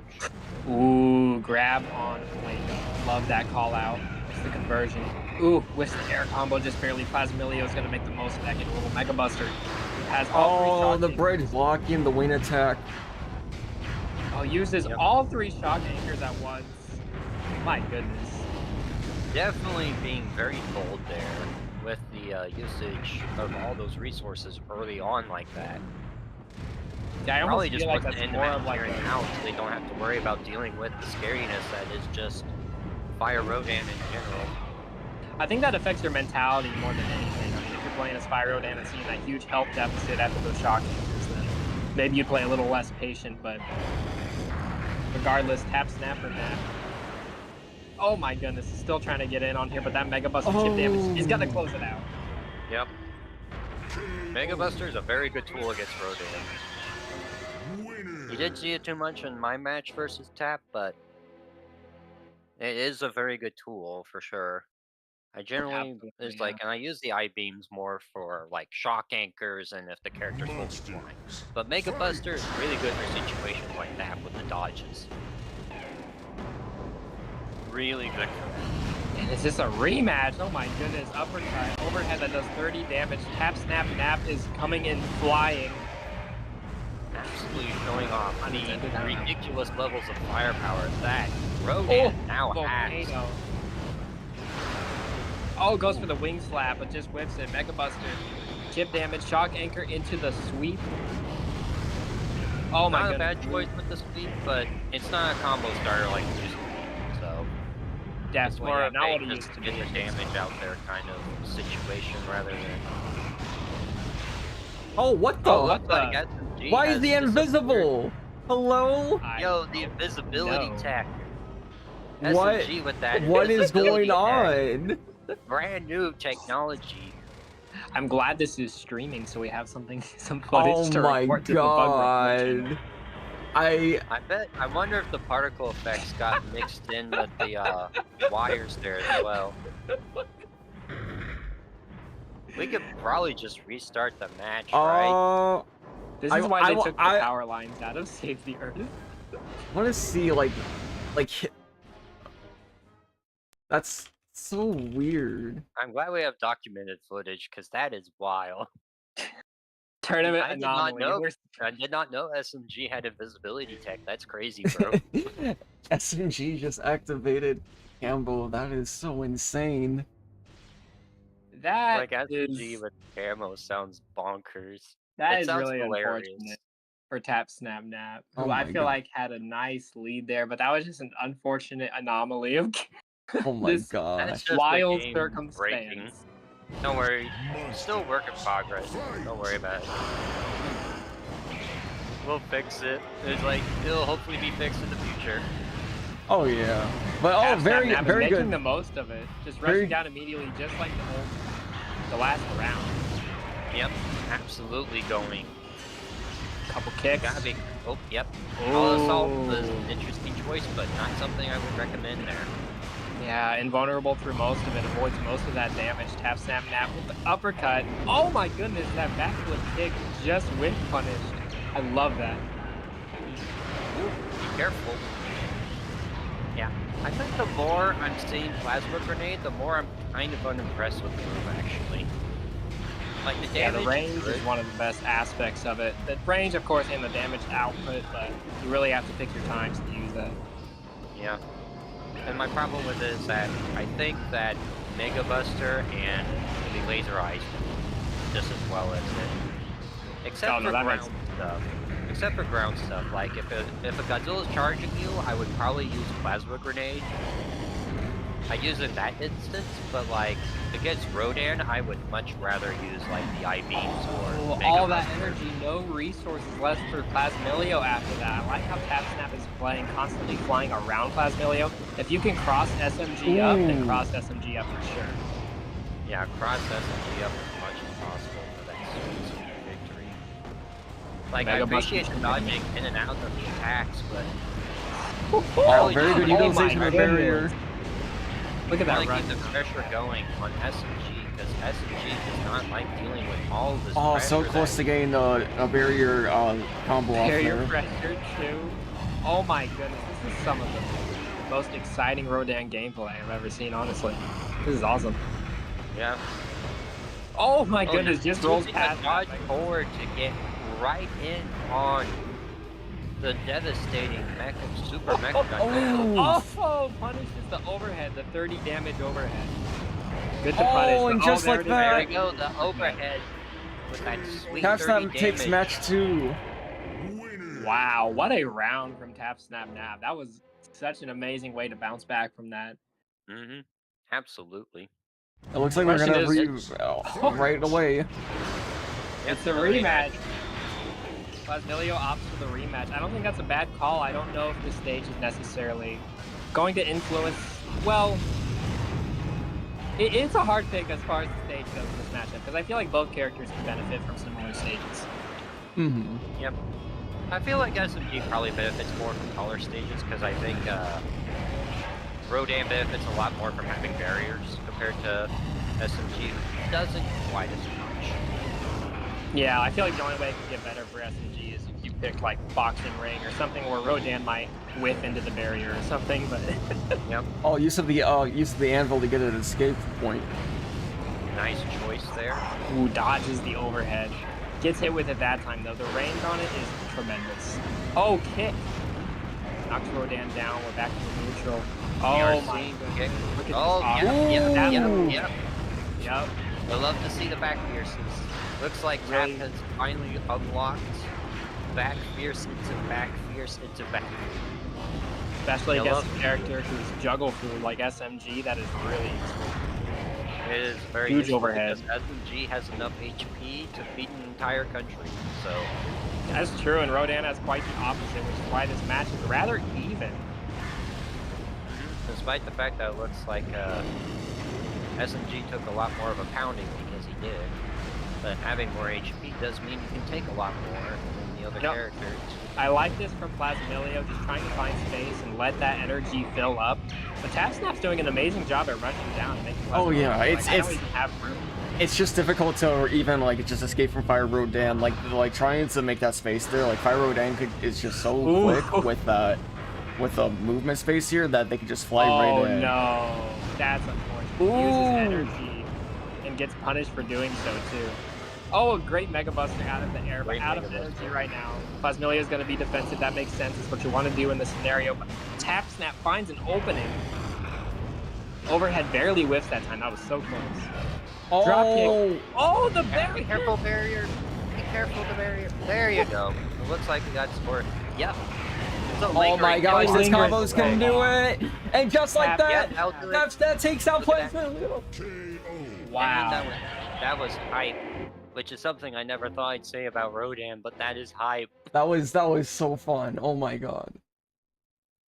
That is crazy. Very good effort from both players, but man, Tav really showing off what Rodan can actually do is amazing.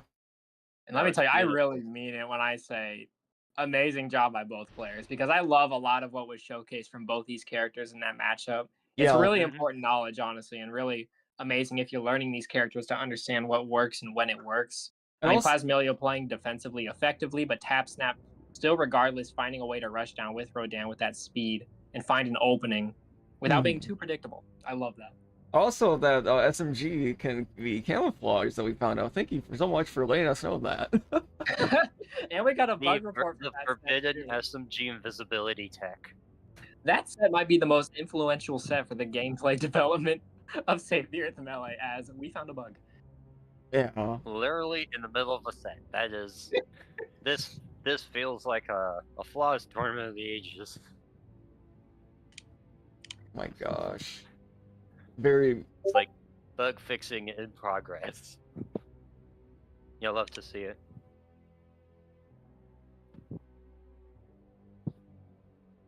Yeah, this Alright, is I'm gonna this is, mute. gotcha. This is gonna be exciting.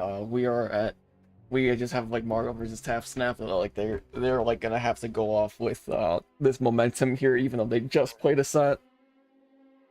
Yeah, TapSnap's just gonna have to keep on trucking. Now the question is, what is Margot gonna use? Because Margot has a fair amount of characters he can use, and we know that Orga versus Rodan can be absolute pain for Orga to deal with.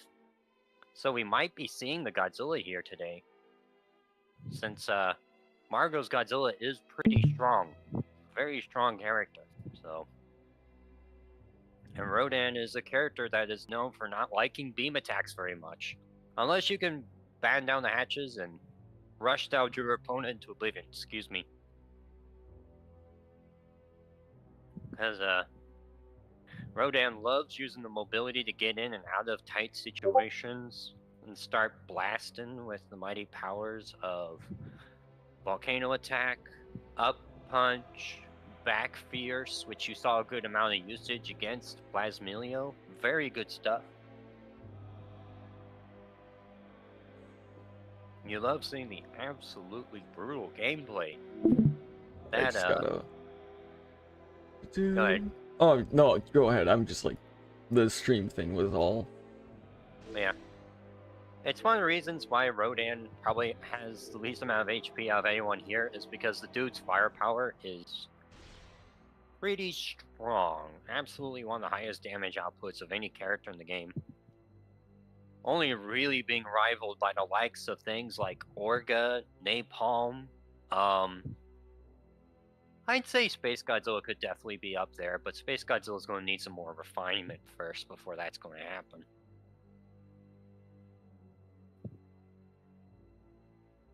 Alrighty. So Margot is gonna end up playing Godzilla here, actually, which is gonna be crazy because I have not seen them Yep, play that- Godzilla in this tournament. We've been seeing a lot of Godzillas in this tournament. Godzilla is a very popular character with the community, which somehow does not surprise me in the slightest, but also is kind of surprising because it's like he's the title character. It's like you think more people would play the title characters, but if there's anything I know from playing Mario Party games is that people don't generally choose Mario, like generally speaking. Mario tends to be kind of shoved under the rug a lot of the time. But not here. Godzilla's pretty popular, and he is very much a beloved character. Like, all this would not exist without Godzilla. I can tell you that much. I want to play Mario Yeah. Party now. How I'll blame you. I've been doing Mario parties weekly with some buddies, and it's fun to do it every week. Although I've yet to win one in months, which is annoying. But what are you gonna do? Sometimes the odds are stacked against you, and the game just does not like pulling punches whatsoever. I like how the void is banned. Like they strike the void. That's probably something I should do, is I should probably make a rule to where unless you gentlemen's, like, the void is just not allowed as a stage. Aww. I mean I'd be fine with it. It's just that some people, it might be disorientating for some people just because of it just being a single color with nothing. You know what? That's fair. Maybe we need to make it to where only certain colors are allowed, maybe? Possibly, yeah. Like, what are the colors that would give epileptic seizures the most? I guess that's the question. I wouldn't be. I'm not so sure. I would have to look into that. But I just might just be like a bit much for now. So we'll just have to see. Because I would like to see the void at some. Oh yeah, that's why I'm not banning it like from gentlemen. Just like you can still choose a few gentlemen's for it. It's just if you're shooting a strike, it won't be like a stage you can just choose in general. I see.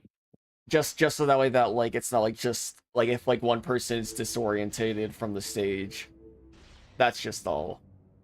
Yeah, that. Yeah, I get it. I get what you mean. It's for that reason.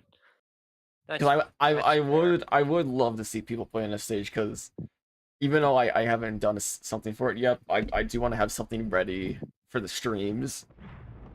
Godzilla. Oh, I see what you're talking about. That'd be pretty cool. All right. At least I think I know what you're talking about.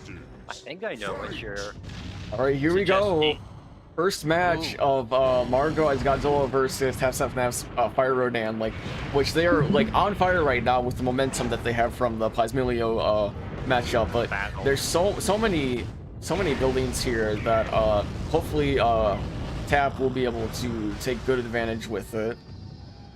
With the absolute crazy mobility and maneuverability that is afforded to the mighty Rodan. Now the biggest problem in this matchup is going to be the atomic breath. Oh yeah. And charge will actually be not a bad option either. That atomic breath is just going to be the bane of Fire Rodan with how low of a health pool they already have. Because being able to do like over 100 damage from a good charge is just insane enough with Rodan's less than I think Rodan has about less than 500 HP or so, like at least. Yeah, I think Rodan has less than 500 HP. You could definitely tell Rodan takes a lot more damage, or at least doesn't have as much HP just because the damage output is. Oh yeah. Because as you can see here, it's only been under 2 minutes, and Rodan's already at like 30% health roughly. Oh yeah, like Rodan's just a glass cannon, but the cannon part being like they have combo extensions. Combo extensions, big damage moves, high mobility. Like honestly, having a low amount of HP is completely fair. Oh, but the beams. The constant usage of beams as well as the running. Ooh. Oh, and the back punch. KO. Just finish Rodan off. Very nice. Tap Not bad is move. Tap is fine with a rematch right back into the stage. Okay.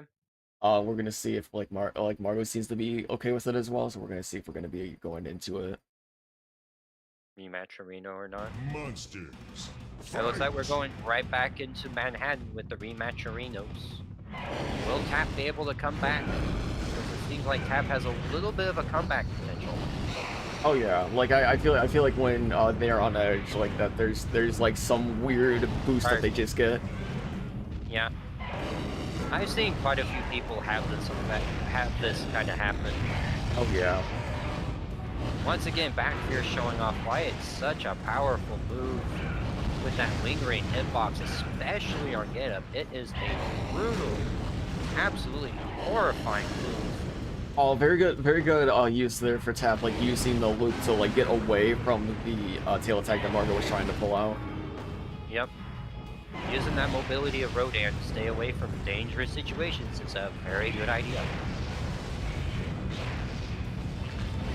But it's unfortunate that headbutt is such a good tool for covering people that are trying too much to roll away from their problems. Oh yeah. Charge just kind of looks at that, it's just like, yeah, that's not happening. It's not happening, buddy. It's one of the reasons that Megalon can actually do decently well is because Megalon Oh, doesn't very have to good reads on the interact. DI here. Oh, nice with the volcano attacks. Beautiful. I love to see good usage of the volcano attacks. That is some absolutely destructive level of gameplay from Rodan here. Because the move actually does more damage than it used to, but it costs energy to use now. So I saved a lot more reasonable than it used to be. Oh, very good spot dodge there. Oh, not the charge. Oh, it's just gonna do so much. Nice usage of the block. Oh wow. Up kick, like the Oh, fierce the magic up- pixel. No. Oh, the tail swipe finish off tap. It's a best of 3, right? No, this isn't finals. This is Gotcha. like losers finals is next match. Yep. Very good stuff from both players though. Very close there for the tap snap, but Oh I yeah. think that just the problem was just the tail swipe.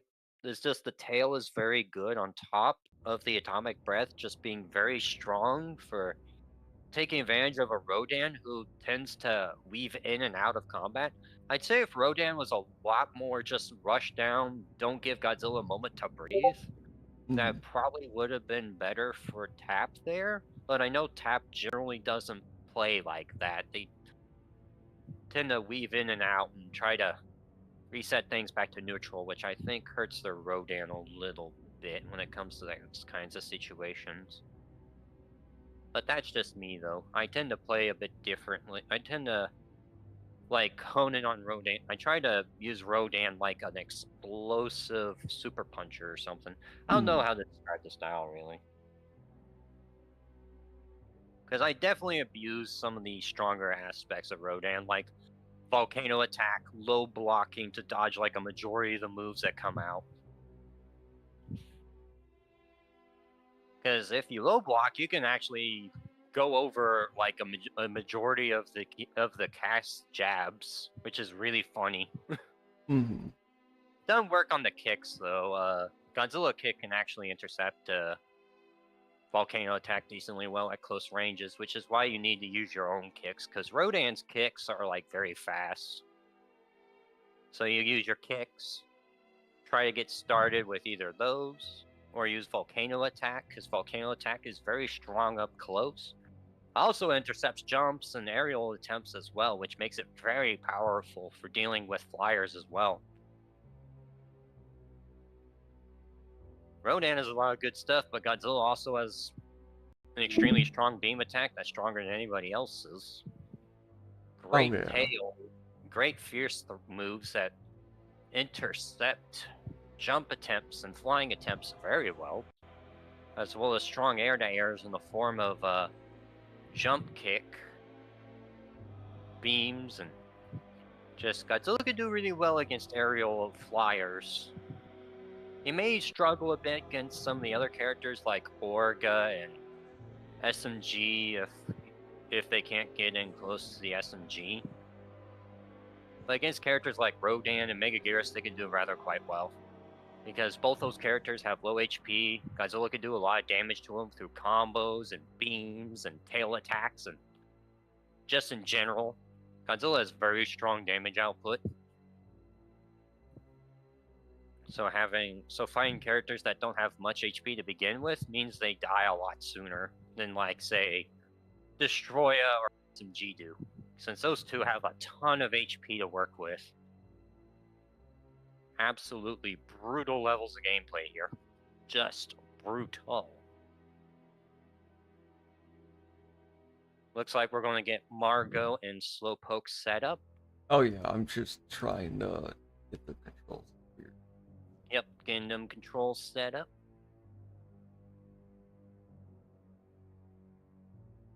Wait, 1A?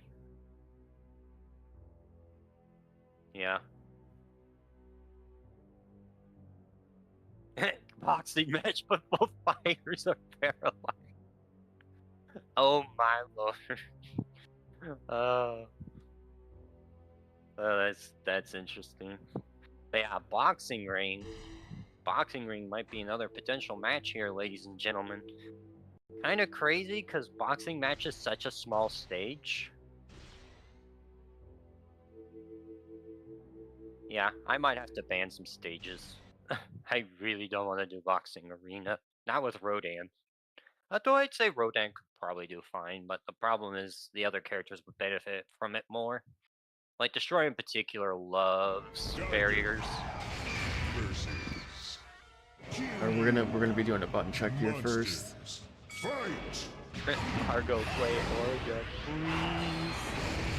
Looks like we got an Orga enthusiast in the tournament channel. I mean, you did see Margot use Orga earlier. Oh You yeah, might use- Margo was using Orga a lot this tournament already. You might see more Orga. It depends on if Margot's confident enough to fight Slowpoke once again. Slowpoke with the absolutely brutal Space Godzilla that won by basically the skin of his teeth. Well, Space Godzilla's teeth.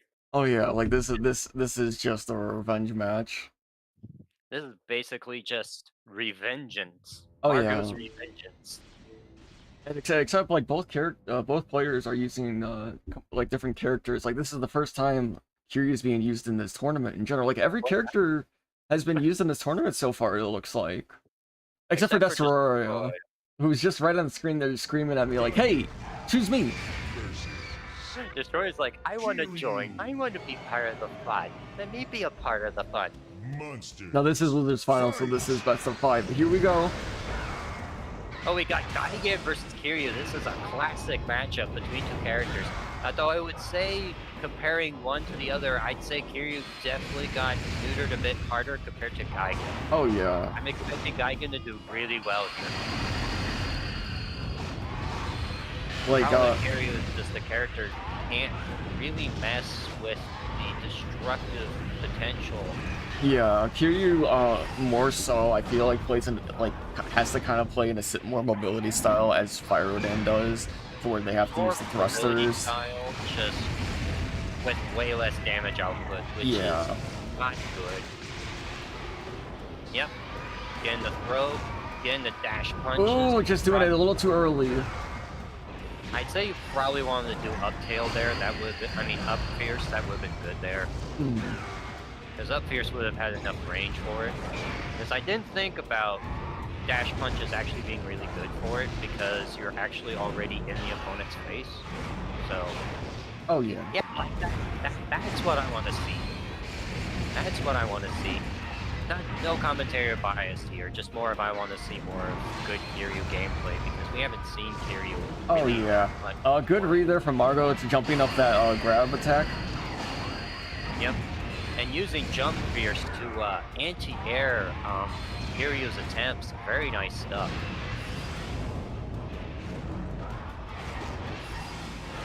Kind of shame that Kiryu isn't able to really make use of missiles, because basically both characters are directly on top Good of grab each other. there. It's just not far enough for the barrier. The barrier wall is just not, despite being a close ring, just was not able to reach. Trying to dodge there, One but of the biggest problems of trying to dodge the Gigan forward fierce. Definitely one of Gigan's best moves. It is very good, because it's a heavy flinch that becomes a knockdown that can also anti-air. It is a very strong move.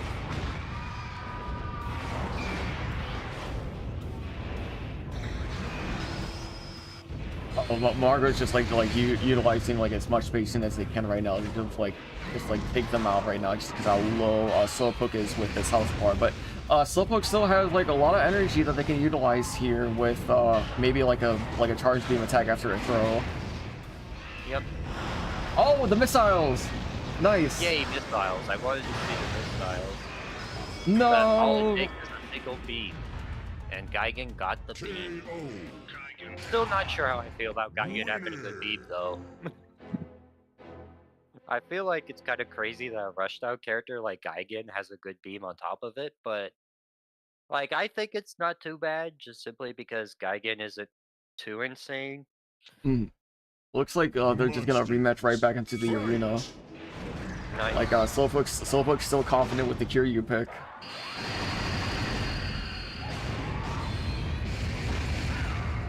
Yeah, this is finals, so well, I mean losers finals, so it's a best of 5.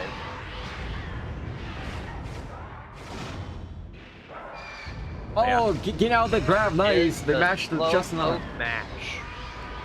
Slowpoke is one of the best mashes in business. They, I don't think you can like combo like the those attacks into like the headbutt dash. Yeah, no, not really. Too slow. Man, I feel like this is like just such a pain to fight to get like Gigan on this map in general, just because of like how much like Gigan can just chain in general, especially with that spinning attack. I'm surprised that there we go. I was expecting more upkick, but upkick is actually not a bad move for Kiryu to use, especially on barrier because you can combo pretty well off of it. I don't see too many Kiryu players using it, but if my opponent loves jumping around, which is very common in this game, I love throwing the up kick out because it usually intercepts them pretty good.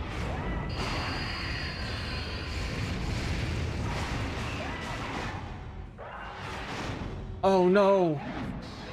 The drop kick was just in reach in time. Very good teleport from Margot, dodging like the hasty grabs that Slowpoke wants, but I get it because like that's just like a main tool that Kiryu needs with like to be able to get this damage off is that flight into the grab attacks, like right here. Booyah! I love to see it.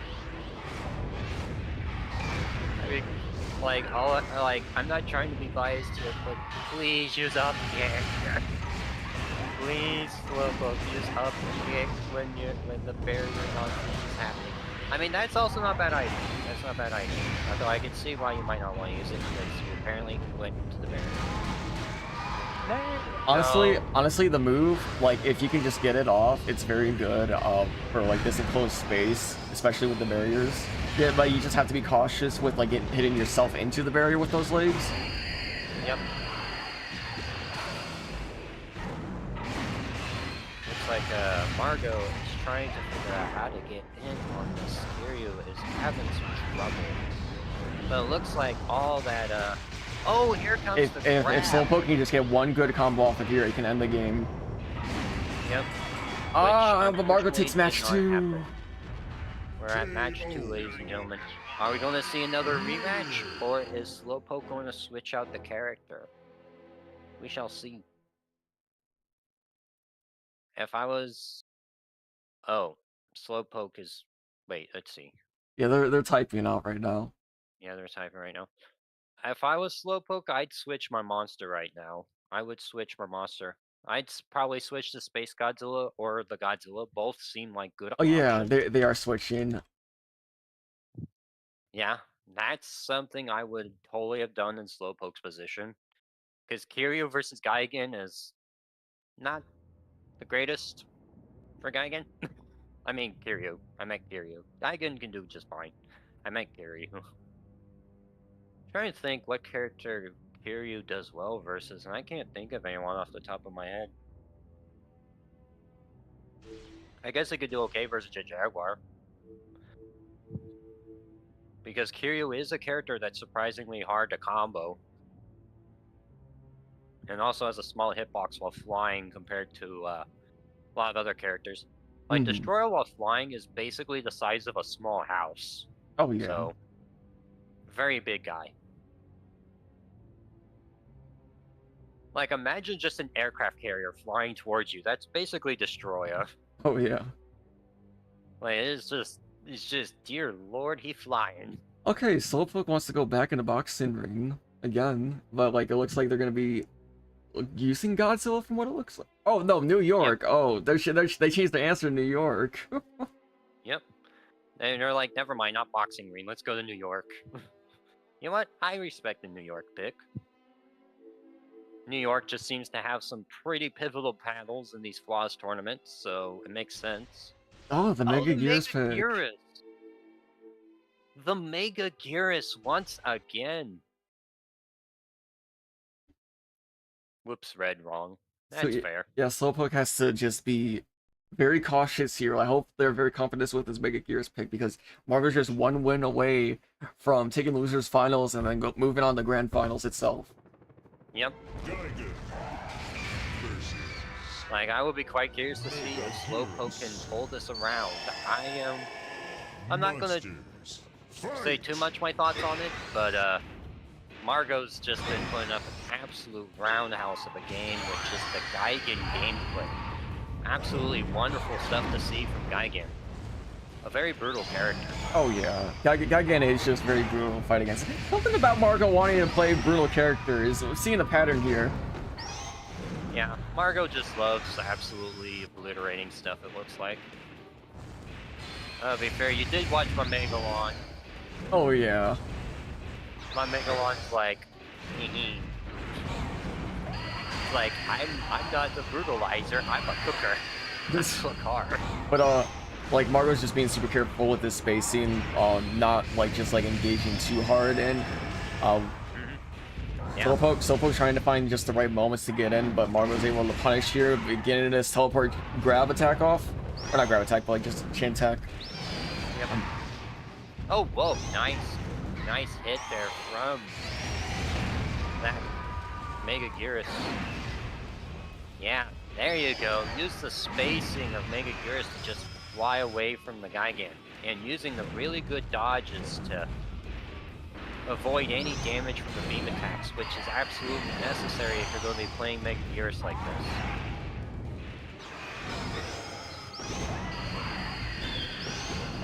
Gotta be careful though. Margot is quite confident using Jump Kick to anti-air, Oh yeah. as well as Jump Fierce as well. Although Jump Fierce seems to be having a little bit of issues hitting Mega Gearus. But the beams, the constant usage of beams is a really solid play from the Gigan right now. Like, we are expecting... Oh, there we go. Looks like we get ourselves a little Mega Gearus combo. Because that, apparently that Kick Fierce lets you just anti-air quite nicely. Oh, good use of the Y-axis. There's like dodging. Yeah, using Mega Gearus' extreme awesome ability to just fly in the air and be really hard to hit without dedicated anti-air moves. Like, I'm not opposed to Jump Fierce, but I feel like you could probably do just as fine with, like, Down Punch or Up Punch. Those are also decent anti-air options for Gigan.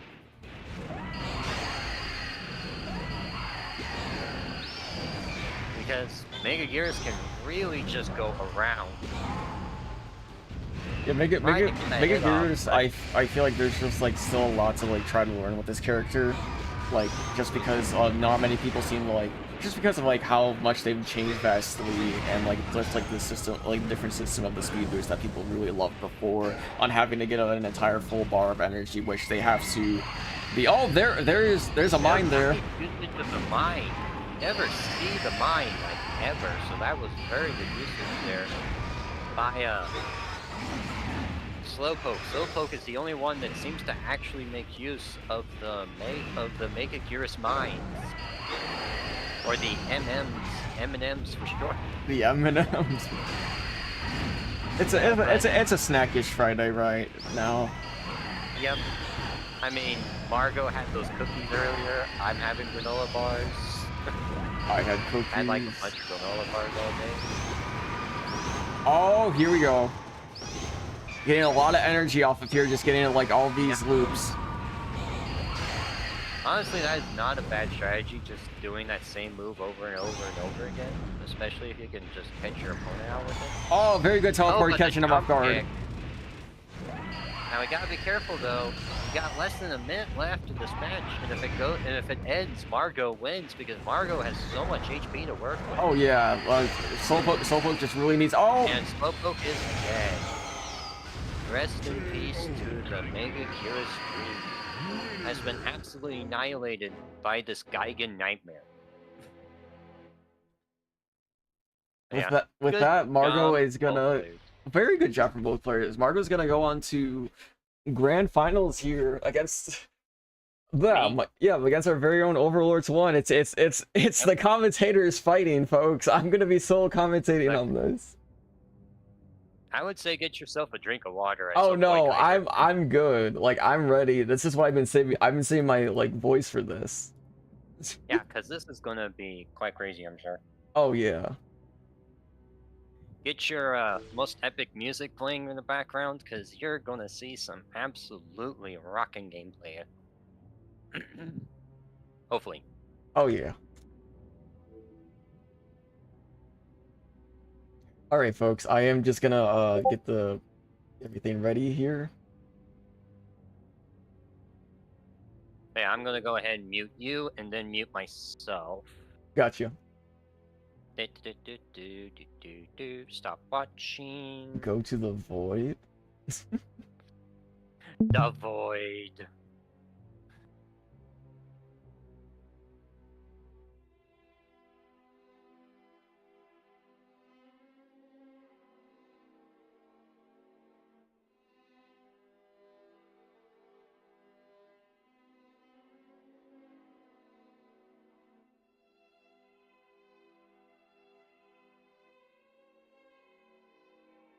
I'm just gonna coin toss here.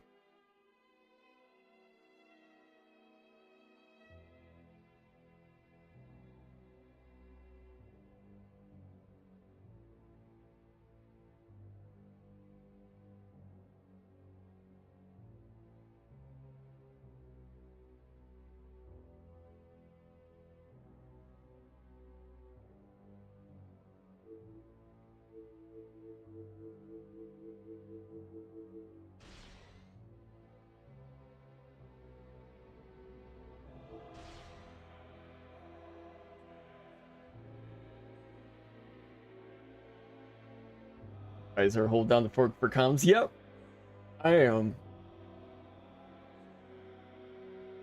But this is so interesting though, because this either is can be an upset from having the return of our previous like like champion like Margot, from the original flaws and slash days of the tournaments, or Overlords 1 can take it for like here, like as like continuing the reign of like the of being an overlord.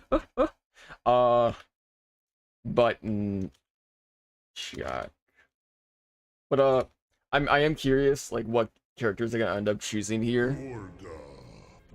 Oh my gosh, they are going to the void.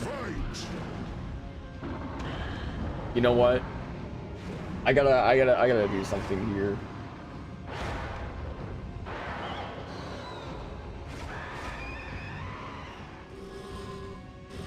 Oops. That is not it, folks. Sorry.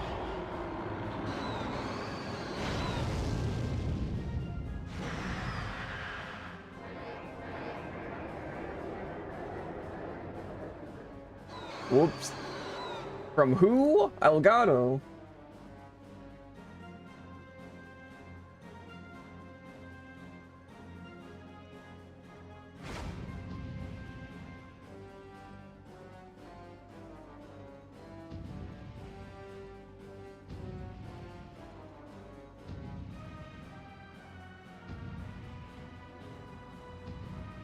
I want to do something funny here, folks.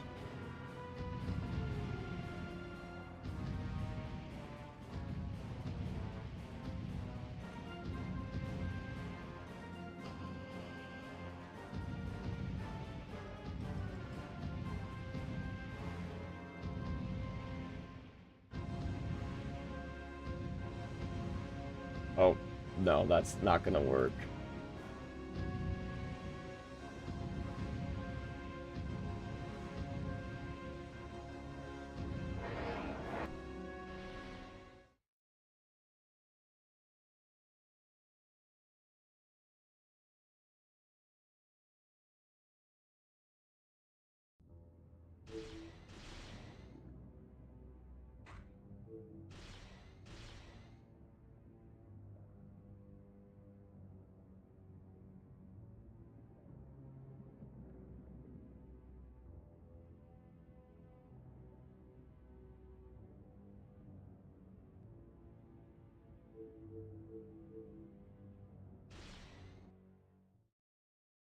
Oh my gosh.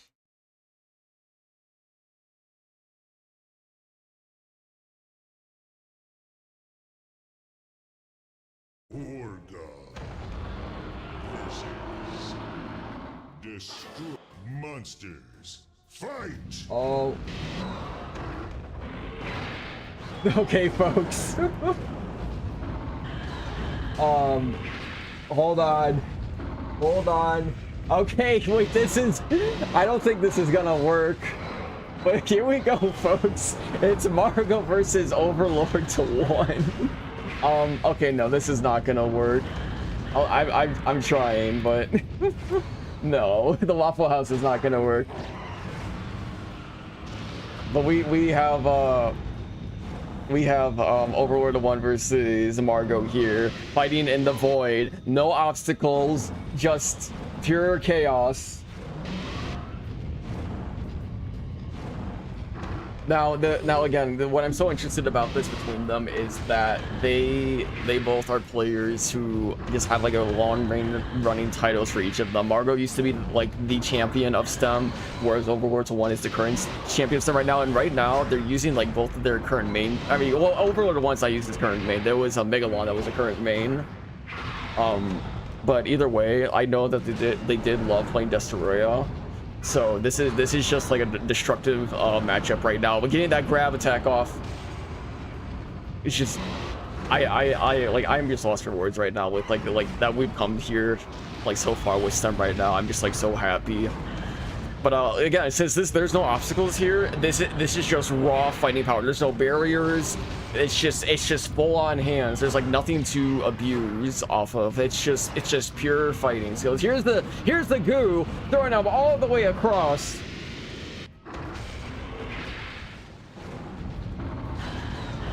Oh, hold on a second here.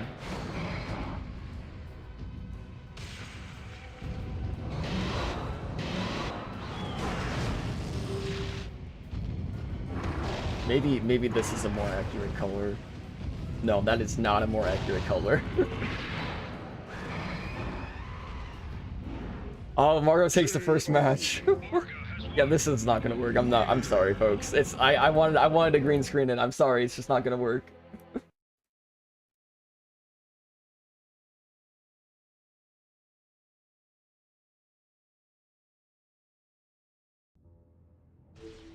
But Margo like taking the first match, like even though it's great, like they still have a long ways to go with the losers. But Overlord to 1 using Fire Rodan, I think they've been very inspired by a lot of the Rodan players in this. They've I know before that they didn't think like Rodan wasn't as good. So they're just banning the void. They just want to like not go there again. So Overlord to 1 is just gonna choose. But I am interested to see what Overlord to 1 is gonna like, how they're gonna play Fire Rodan, like if they're gonna be able to find any utilization that other players like have or haven't, like if there's something that inspired them.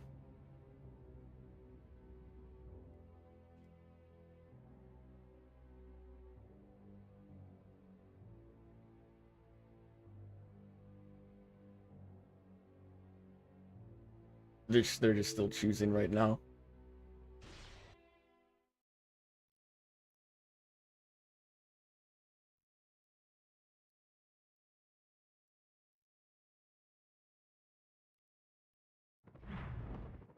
But here we go.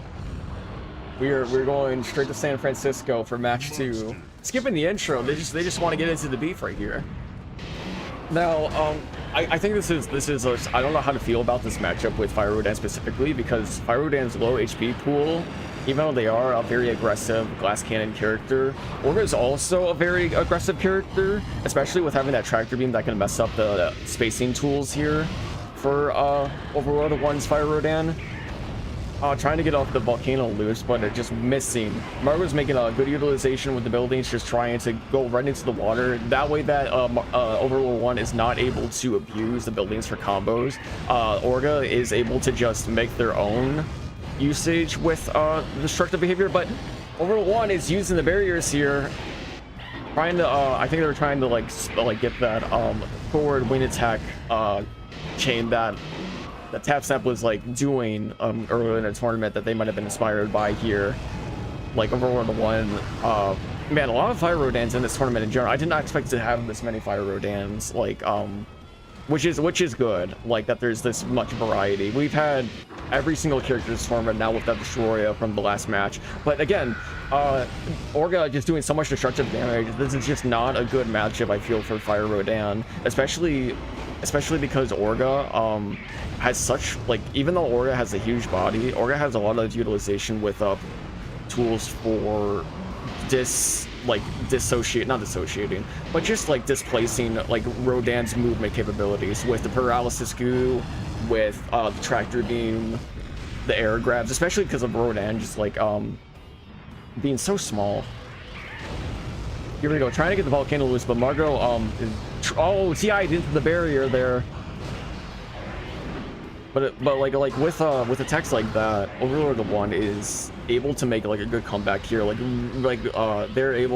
They are like on an even playing field in terms of HP pools right now. Even though Fire Rodan has less HP than Orga right now, like Margot's Orga, but it's just a few hits from there again. With Orga, it's just doing way too much damage for Fire Rodan. Like Fire Rodan has to so much work to do so much damage here. Like they have to make like very few mistakes, even though they do have this barrier and these volcano loops. Ooh, mixing it up with using the wind attacks. Very good stuff from Overlord 1. Now Margot here needs to find like just one decent combo off, and they can like take out Overlord 1's Fire Rodan here.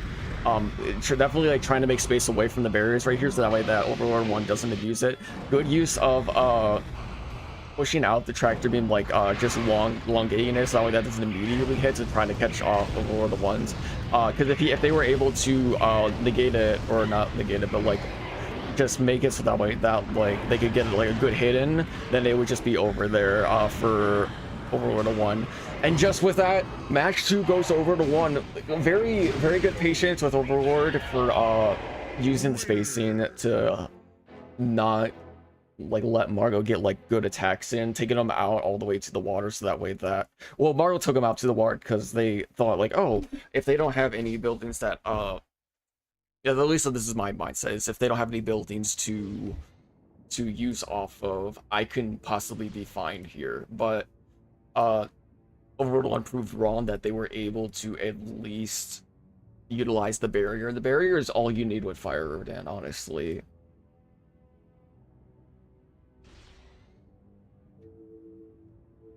Let's see, like, what... Oh, we're going to the ring! Now, this is I feel like this is a good stage for both. I mean, this is a good stage for, like, the majority of the cast that, like just that aren't, like, zone characters, like, SMG or Space Godzilla. But, like, with these two characters, there's a lot of utilization that they can use here. With, like, the barriers here for, Rodan being able to do loops. But, I feel like this is actually a better... I feel like, this is the better stage for Fire Rodan personally, so I am unsure why Margot chose to go here, since they were unable to choose as losing the match. Oh, like if there's like a mindset that they think like they will be able to outperform Overlord 1 here at the arena. But right now it's proving that Overlord 1 is able to utilize the small space with the barriers more with these volcano loops right now into the wind attacks. I feel like even though Godzilla has a lot of aggression, Godzilla does need just some time and space, like some space to like be able to digest, like to be able to take like some of these moves out. Like even I think maybe Margot was also thinking like doing like combos that utilize the barrier to be able to do into a fat beam, where like getting like a combo from the like barrier into a beam would take so much Fire Rodan's health. You're playing a little bit of tag here. Oh, Margot was able to catch up there. But Overlord 1 takes match 3. Oh, it just pushes them out the barrier. That's just rude. Overlord 1 is one match away from winning this tournament. So I feel as though Margot needs to lock in on these picks. I feel like Margot like needs to reevaluate the plan against this Fire Rodan right now. Since Overlord one has to stick with Fire Rodan since they won. Win or choose it, like sticking with characters. Destroya. Very interesting choice from Margot. I wonder what the mindset with like Destroya here is. It because of it might be because of Oxygen Mortar. Oxygen Mortar, I feel possibly can catch Fire Rodan off guard if possible.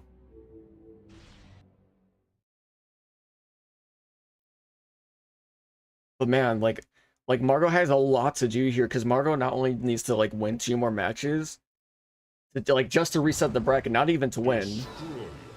And Overlord to 1 just has one match away from taking this entire Flawless tournament. Monsters, fight! Starting off with the beam there, using the orbs as well. I think that's also a good choice. Is the orbs displace Fire Rodan so much with these combos? Fire Rodan is a very heavy mobility character, like with like trying to like make sure to use like good neutral, good spacing to get like good engagements in. Oh, good read there on trying to get the low attack there. Oh, but here we go, volcano loops again. I do hear, I don't know if it was still going, but like I was hearing like a faint like oxygen orb there, but I'm wondering if the plan here is not just the oxygen orbs for Margot, like to displace Overlord's Fire Rodan, but also because of the enormous health pool difference that Destroya has, especially with like the high damage. Because right now, like, even though Overlord 1 has been doing so much effort right now, it's still an even playing field right here with health pools. Oh, but using these buildings, the chain it's just so destructive for Margot right now. Like Margot's just taking so much, and oh, trying to read like a high position there for Rodan with that air kick.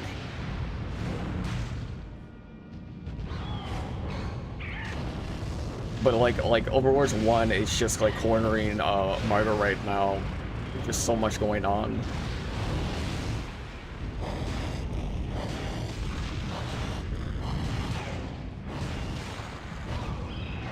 I think like Overlord 1 like just needs to get one, not Overlord 1, but Margot. I keep thinking like Overlord 1 is Destroy because Overlord 1 plays Destroy. Margot doesn't really play Destiny much, but Margot needs to just get like one decent oxygen orb off to be able to get like a good chain attack. Oh, good grab here.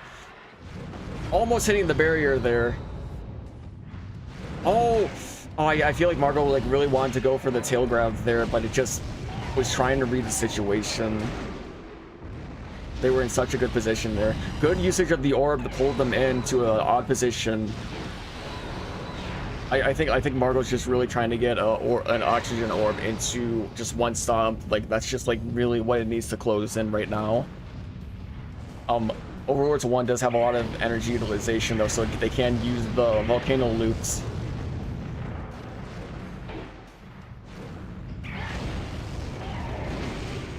And I think like up with the energy advantage, Margot needs to take this chance now or it's never. Oh, but that hit, that final hit, the oxygen orb displaced them both. Oh my god. With that, Overlord 1 proves that Fire Rodan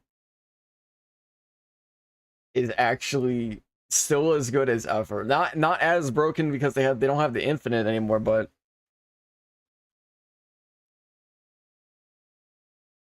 very good stuff from both players. Oh my god. All right. Good stuff. My goodness. Overlord definitely proved that Fire Rodan is still great. Like I'm not just Overlord, but also TapSnap, just everyone else just like playing Fire Rodan in general in this tournament is like proved like yeah, this character is still relevant. Like don't fool around. Don't count Rodan out. Don't count the bird out. Fire bird has the power. Yeah, we saw a little from TapSnap earlier, but it's cool to see it again. Absolutely, showcasing it from Overlord to 1. I really was trying I was to gonna play Rodan this tournament, and I did. That's good. Hell yeah. I was really trying to get it to work like the Waffle House situation with the first match, but it just was. It looked like you guys were transparent, so I just didn't end up doing that. What did that happen? Yeah, well, it just lets us know in the future that if we want a Waffle House in the void, we gotta do green. I Oh just knew you yeah. were gonna green or blue screen something. I'm like, Oh yeah. I Like figured. I'm like, oh. I tried to, but it was just being weird. Like I have to mess with the settings on my own time. Yeah, yeah, that was crazy though. Oh man, I'm shaking a little bit. Oh You yeah. you made my you made my Rodan work. I almost lost that match with Orca. I'm not. Yeah, I need to figure out what to do against that character. I got destroyed that time. My goodness, good stuff. But Very yeah, it's like I love it how it's like, let's go to the boxing ring. And it's just like Immediate regret. I'm like, oh. oh you're my just in there like, gosh. I regret my decision. Yeah, I had a better time in the void. You had a better time in the void than you did on the barrier boxing ring. I bet not Margot, I bet Guapo's just sitting there like, oh sweet lord above. I hope you're glad they got the void game though. I'm glad we played a match on the void. I yeah, I'm and I glad we and I got a match in the void. and I learned today that I didn't realize Fyrodan actually beats like Orga in the matchup. Or was it Orga or can't grab. Man, yeah, basically. like that Orga can't grab Rodan. I That's why that Orga's that makes struggling. so much sense. Like I was like so confused for a moment. I realized midway, like, oh yeah, the because of Rodan's positioning, the grabs are you just can't get the grabs off. Mhm. So like that's something like I learned well today because I've never like seen like a Orga like Fire Rodan matchup there like until now. So that's good. Oh yeah, definitely something to note if you're playing Orga. It's like I wouldn't recommend that matchup, but some I would alternative, probably whatever is best with Pyrodan. It's probably like Destroy SMG. But that's just my point oh 0.01 knowledge. I haven't actually really Oh yeah, because messed with I the would character. say oh go ahead. I was just saying like there's just still like a lot that I'm like even I'm like still learning with like this old version of the game because for this version of the game like even though with the previous version like we like I wasn't focused on Space Godzilla, Fire Rodan, or Mega Gears because they weren't legally balanced for tournaments yet.